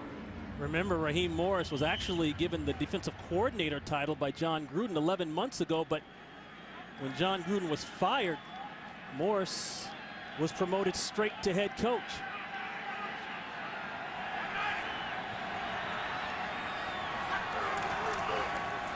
Second and 10, Williams.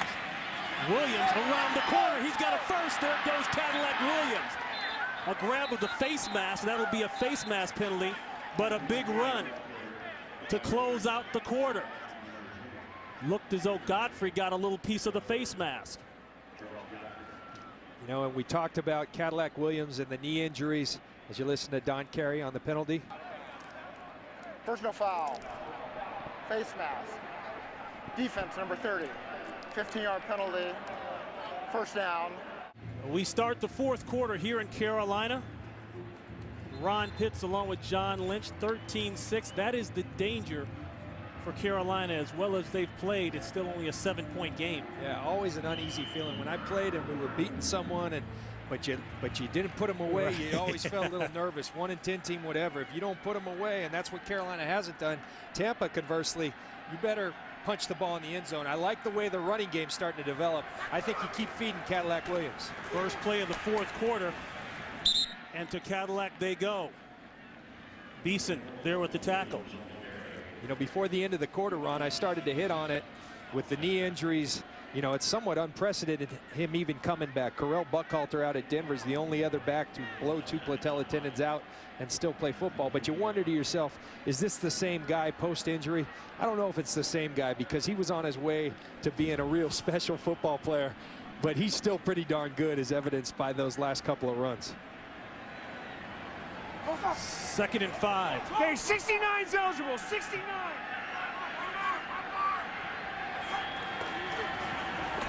Back to Williams. They're taking your advice, and they're all over it. 8 men up. You saw it. There it is. 3rd and 3. They're thinking run. They get past. It's man-to-man. Somebody's got to win, and a marker goes down. It'll probably be a hold on Marshall.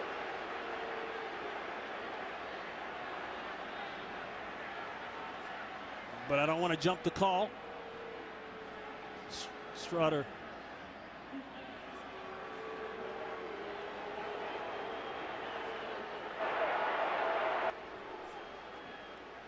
Don Carey's mic not working, but they're going to get 31 Richard Marshall on the slot with Sammy Strutter. He does a nice job in coverage,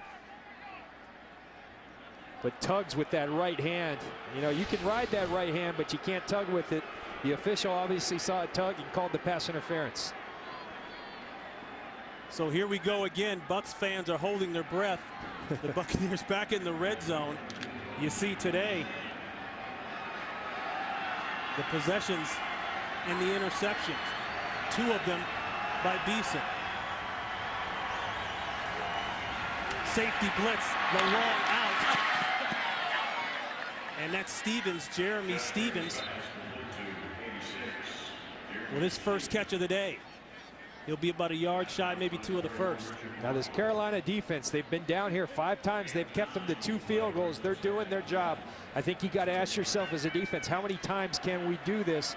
Josh Freeman, on the other hand, needs to be careful with the football. You're at 69 as an eligible receiver. 69, DeMar Dotson reporting as an eligible receiver. I think right here, Ron, you've got to feed Cadillac Williams. Get behind that big fullback, Chris Presley. Let him block, not carry the football. and feed Cadillac Williams. Well, nothing as good has happened when they've passed it down here. There's Williams. Williams went cut back. I believe he got enough for the first down. Let's check it.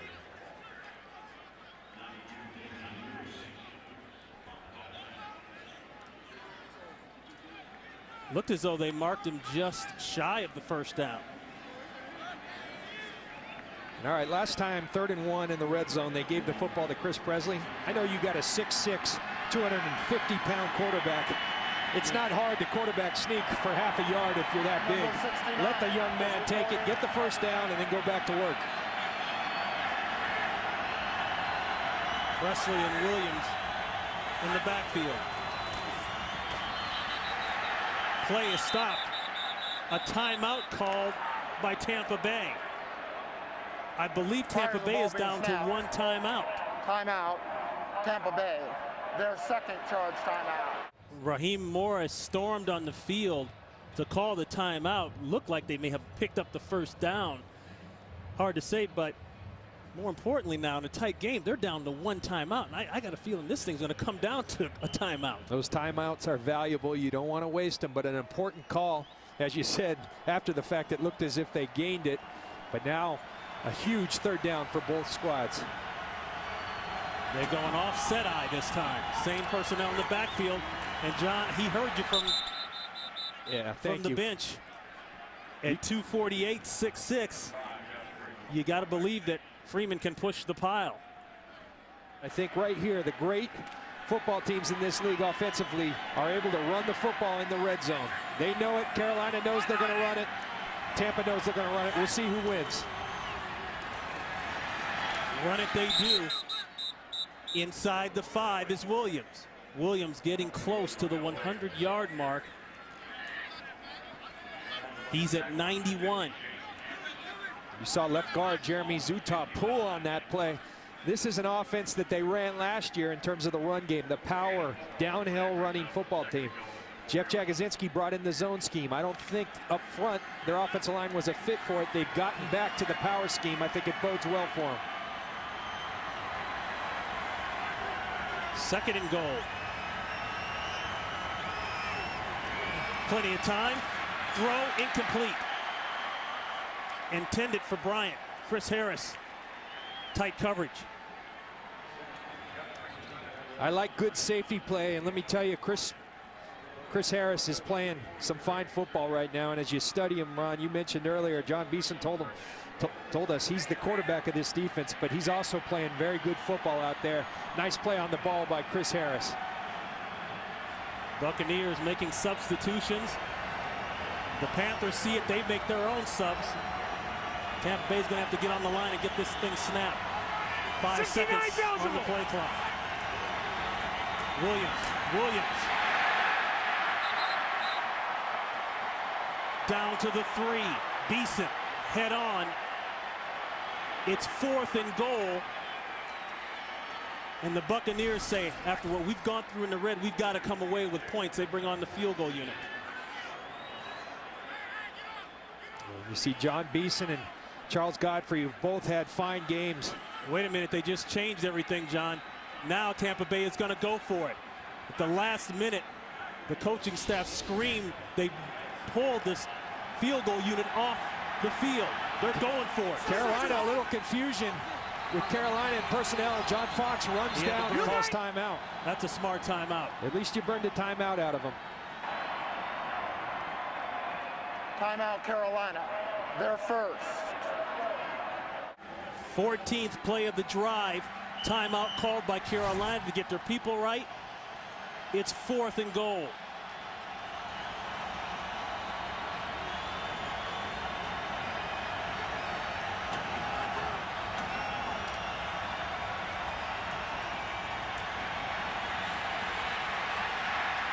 Intercepted again. Chris Harris.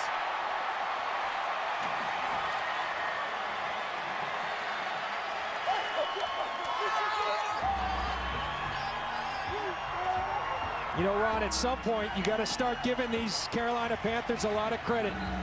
Josh Freeman has struggled, no doubt, 4 interceptions, but this Carolina defense has been incredible. And the problem with me right there on that series is the third down call. You run the football on third down. I know you have to run the football to be successful, but you're 5-6 yards out and you're running the football on third down, setting up the fourth down, which puts your rookie quarterback in a tough position. Carolina continues to play great football. 4 interceptions total, 3 of those killers inside the red zone. Carolina ball. And back to the man who's already gone over the 100-yard mark on the day. That's Stewart. Let's go back to the pick. Josh Freeman looking everywhere. No one's open, trying to buy time, and then forces the football. And Chris Harris, we talked about him having a fine football game, really makes a big play there. Great hands and great instinctive play by Chris Harris. And Josh Freeman frustrated with a tough day. And yeah, he might as well throw it at that point in 4th and goal. It's all or nothing anyway. So that's right. 14 plays, 80 yards, nothing. Play action. Going deep, looking for Steve Smith. He's got a step.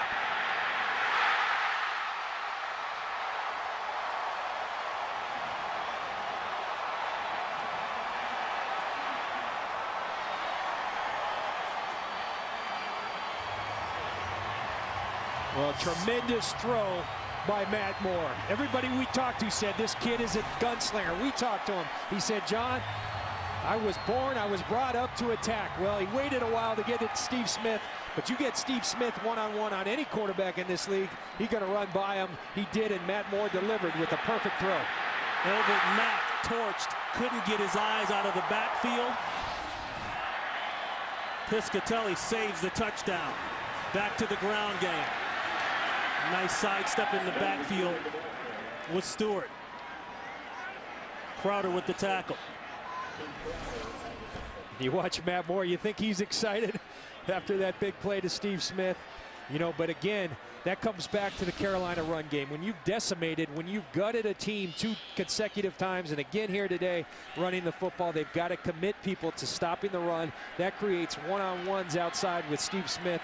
And again, you better be helping him with the safety because he's going to run by every corner in this league. Stewart again. And it just makes people think. I already talked about the newspapers this morning in the Charlotte Observer. They talked about possible changes. And you're going to get that, John, when you go 12-4 and the playoffs and then all of a sudden to this. But a lot of people question whether or not Delhomme would be here next year. Signed a big contract extension, 5 years, $42.7 million. But then you see Matt Moore step in, not afraid to attack and putting the ball on the money. It makes you think about a lot of possibilities for next year. 3rd and 4. Stewart again loses his lid, but he's down close to the, just inside, I should say, the 5-yard line, close to the first down marker. Wilkerson on the tackle. And John Fox saying, let me make sure that I don't go 80 and not get points. Yeah, you know, and I think the right decision. Some of the people booing here in Carolina, either for running the football on 3rd down or for kicking the field goal, but this is a no-brainer. You're up by a touchdown, you put 3 points on, you make it more than a 1-score game. Right. John Fox playing the percentages and also playing with confidence in his defense, because they have not allowed Tampa in the end zone all day, even though Tampa's, you know, they're playing the perfect bend but don't break defense here today. Should be easy for Casey, a good rush, but he couldn't get there. We sat with Jonathan Stewart right here. You see him going for a career high 23 rushes for 121 yards. We asked him about carrying the load. His previous high was 19 carries. He said, listen, I just love the game. Whether it's 9, 19, or 30 carries, I want to make the most of it. Well, he has.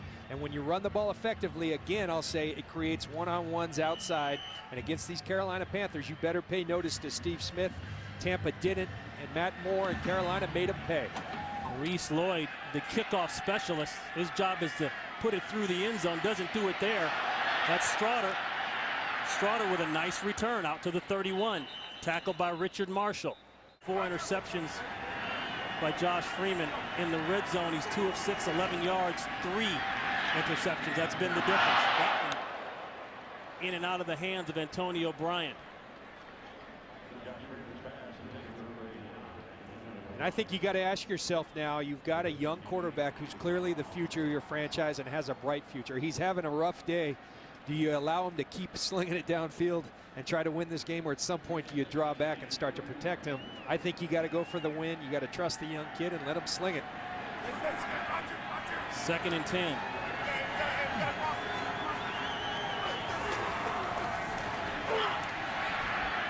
Middle of the field, caught.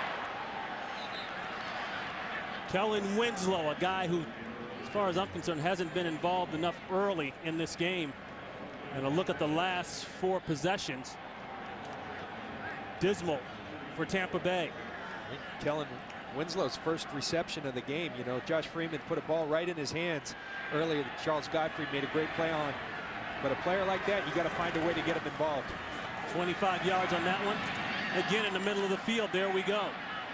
Getting involved late. Winslow has it down to the 25-yard line of the Carolina Panthers. So just like that, the Bucs move down the field. Winslow, their leading receiver, averaging over 90 yards a game in his last 3 road games. Picks up 18 on that one. Man-to-man coverage going to the end zone, and it's incomplete. Just over the reach of Stovall. Gamble on the coverage. Yeah, you know, and I think you've got to love that about Josh Freeman. Again, we talked about the bounce back ability, and has he had a good day? No, absolutely not. He's forced footballs when he shouldn't, and it's hurt his team. But I still think you got to go for it. You got to try to win a game. You're 1-10, and I think it develops him more to put him in these situations and maybe have him fail than just to pull back and protect the young kid. 2nd and 10.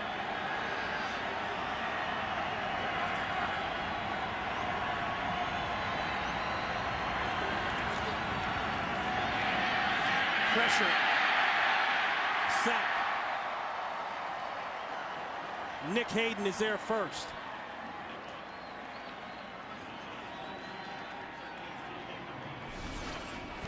Again, you talk about coverage sacks, nothing downfield. And Josh Freeman holding on to the football. He had Kellen Winslow out here in the left flat trying to get the ball downfield, though. At some point, you got to throw out to that flat, get rid of the football. You see Hayden and Everett Brown and Damian Lewis all collecting, jumping in on that sack. A loss of 2. 3rd and 12. The crosser. That's Winslow. Winslow running out of bounds, saving some time on the clock. A rather wise move. I like that. And this is the right call. You need, it's a 2-score game. Get the field goal. Take the field goal points. You're within 1 touchdown. Trust your defense to get you the football back. And Morris calling everybody up. He's telling that defense, this is faith in you. Go out and let's stop these guys. So for Connor Barth, 43 yards out.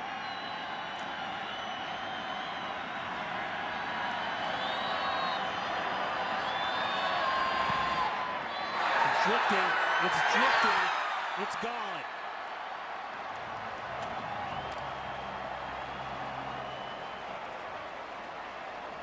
Two misses on the day for Barth. One hit the upright. This one didn't even hit the upright. So in spite of a couple nice pass plays, moving the ball down the field, they come away with nothing.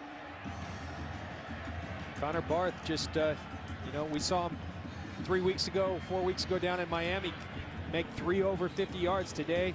Not making the easy ones, just leaving it out there right. Got to play that draw. He just pushed it out there. Carolina jumped all over the Buccaneers early here, got off to a 10-0 lead. Then Barth actually brought the Bucs back. Hit from 21 yards out and 46. He's missed the last 2. One hit the upright. Now this one pushes it to the right. And Ron, you know John Fox, Jeff Davidson, I'd be surprised if I saw another pass in this game. They are going to wear Jonathan Stewart. Said, all right, you already got your career high in rushes. Let's get you some more. So 5:19 to play. It's been all Stewart's game. D'Angelo Williams out with an injury, part of the 1-2 punch. It's just been the 1 punch, or I should say the 2 punch, and the 2 punch has been enough. You see the clock ticking down to 4:50. Remember, they burned those timeouts earlier. Tampa only has one more timeout. So even if their defense stops, Carolina's going to wear a lot of this clock, and you have a 2-score game.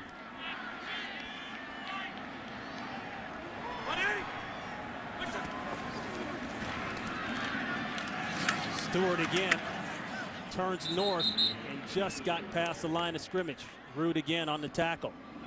One timeout left for each team. And a look at the game summary. The 4 picks, 3 in the red. 6 possessions down there, and you come out with 6 points. Not good enough.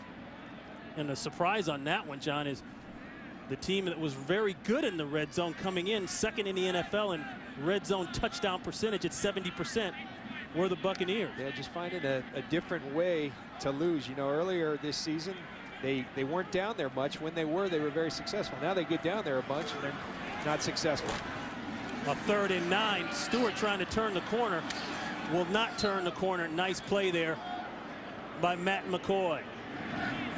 So Baker on the punt of the way. So movement early, nearly blocked, and a marker goes down. It won't be enough for first down yardage if it is against the Bucs. And a clean hit quickly there. That's Quentin Teal on Straughter.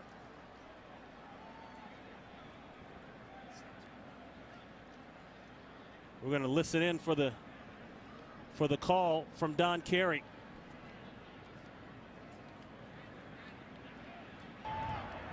Offside. Defense. That penalty is declined. 1st and 10. 8 and 3, and they're trying to replace you. This is 1st and 10. We'll throw the hit. No. Godfrey on Stovall. The official says incomplete. Pass is ruled incomplete. As we mentioned in the top of our telecast, the Carolina Panthers still on life support, so to speak, not mathematically eliminated from the playoff hunt at 4-7. But they're hanging by the thread. And fighting hard. You know, you're doing something when you keep a team to 6 points. You can blame it on Josh Freeman, but you got to give credit to this Carolina defense. Pressure on the backside. Looked as though that ball hit the ground. I don't know. Everyone's kind of looking at it. No one's called a whistle here. Everett Brown, the play still goes on. Everett Brown came around the corner. Stovall picked it up, didn't hear the whistle, and kept moving. The play was ruled as a fumble. Oh, ruled as a fumble. Now the question is, was his arm going forward? Obviously, John Fox did not like that. He threw out the red flag.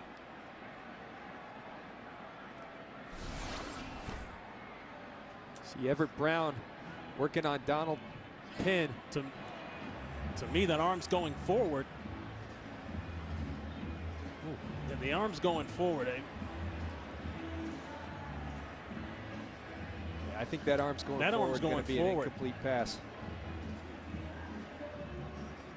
Everett Brown, the first pick of the Carolina Panthers in the 2nd round, as we hear Don Carey. Carolina is challenging the ruling on the field of a fumble.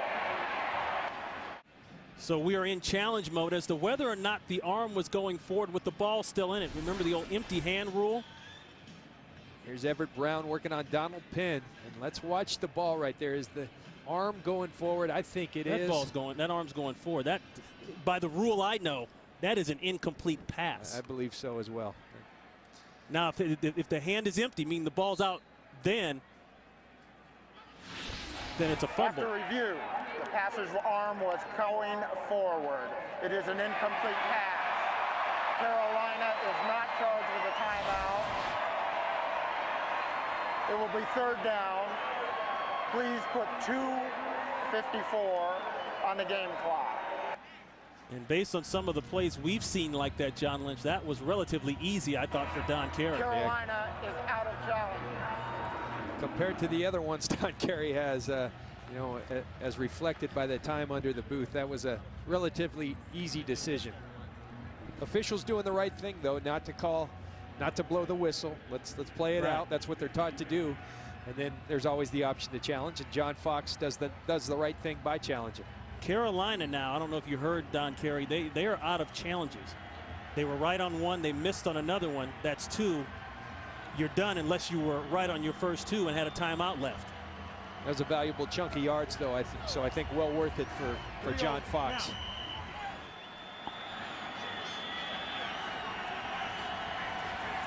So the Buccaneers will go with the spread 4 with one in the backfield. Pressure. Somehow Freeman steps up, gets away from that one, and it's complete to Derek Ward. And that will be a first down. We want to talk about strong. You know, Josh Freeman, we talked to a number of people. I think it was Kellen Winslow or Chris Hovan who said he's a defensive end who throws the ball. He's that big, and you got defensive linemen hanging all over him, and he kind of says, all right, get off me. I got to complete a pass here. Yes, he had 4 interceptions today, but those are the things that have you excited if you're a fan of the Tampa Bay Buccaneers for the future.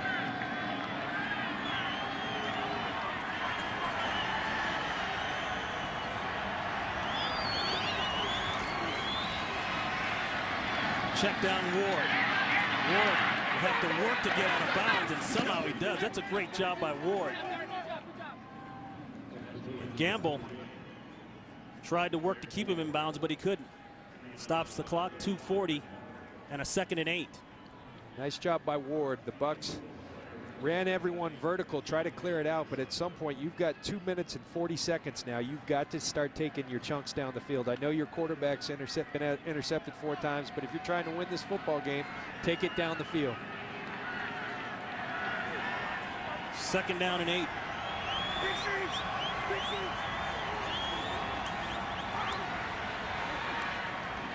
Bobbled, but caught by Strotter.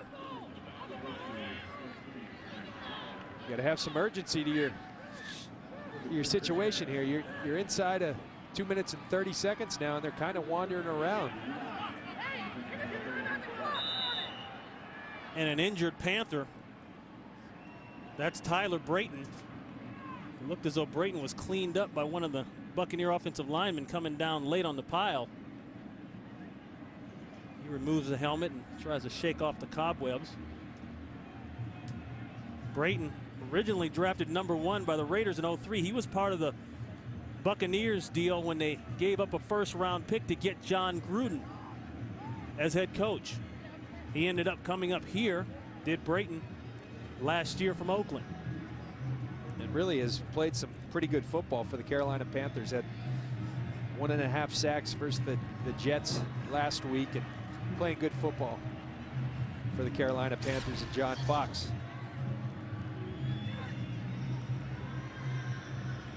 But I think Raheem Morris is talking to Don Carey, because as Tyler Brayton was lying down there, it cost the Buccaneers some valuable running time off the clock. You could hear guys screaming about that.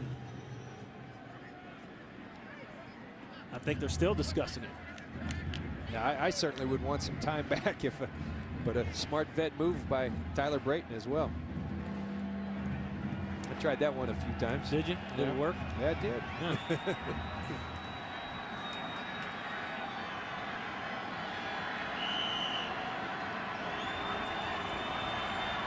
So Nick Hayden steps in for Brayton. Caught in the seam. That's Winslow. That's a first down as they go into the hurry-up mode. And that's the 2-minute warning. 16-6, Carolina up at the 2-minute warning. Ball has just been moved on the other side of the 50. Spotted at the 44-yard line of the Carolina Panthers. You made the point earlier, Ron, as to how important timeouts are. And this is when it always comes back to haunt you. You know, you got a 2-score game. If you can get the field goal now, then have a chance to get an onside kick. But again, it's just time is becoming very much of the essence with only 1 timeout left. Low snap, pressure. There's a hold on Peppers. Yep, Julius Peppers ran through. Somebody grabbed him, and out went the flag. Offense, number 76, 10-yard penalty. Replay, first down. Jeremy Zuta. And don't think things get a little easier for Carolina from here on in, because they get a lot harder in my estimation. Oh my goodness, brutal, brutal, brutal, brutal. They might be spending New Year's at home. I mean, that is a brutal, brutal schedule. Especially if New Orleans ends up losing today. They're in Washington. They're down by 7 with 1:56 to play in the contest. One timeout apiece. The out. Gamble stepped in front of that one. He was hoping that ball was placed a little bit better, intended for Bryant, because he might have taken it the other way. Chris Gamble playing some smart football right there. He had Chris Harris over the top of him, and so play on the low hip of Antonio Bryant and try to steal you one.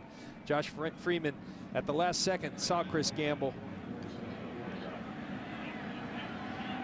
But Carolina really impressive today here on the defensive side of the ball. Remember, the most important stat is keeping the opposing team out of the end zone. They've done a terrific job of that today.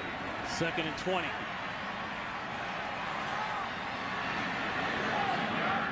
And Freeman just does it on his own. Gets to the 45, took the hit,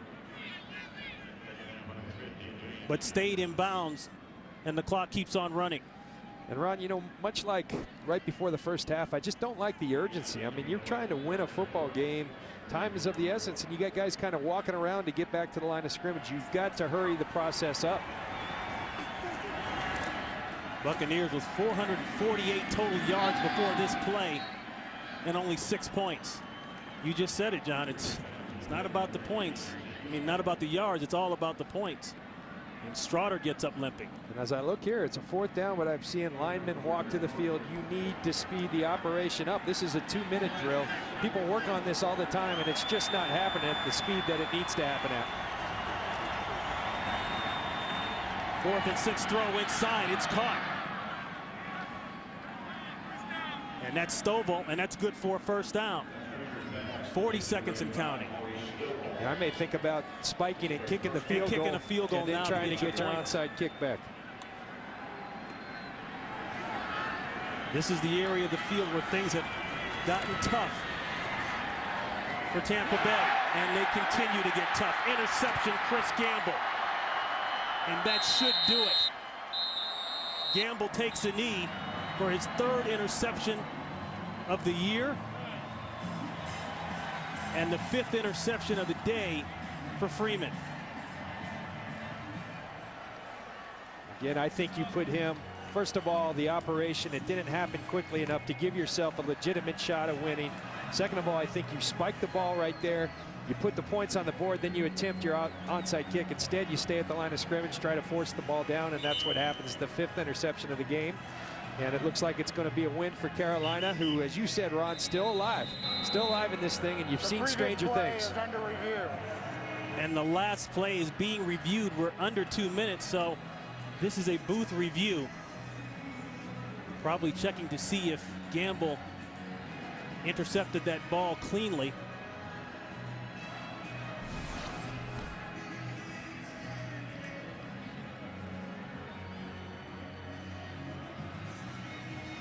Looks like a catch. It looked like it never did hit the ground from that angle.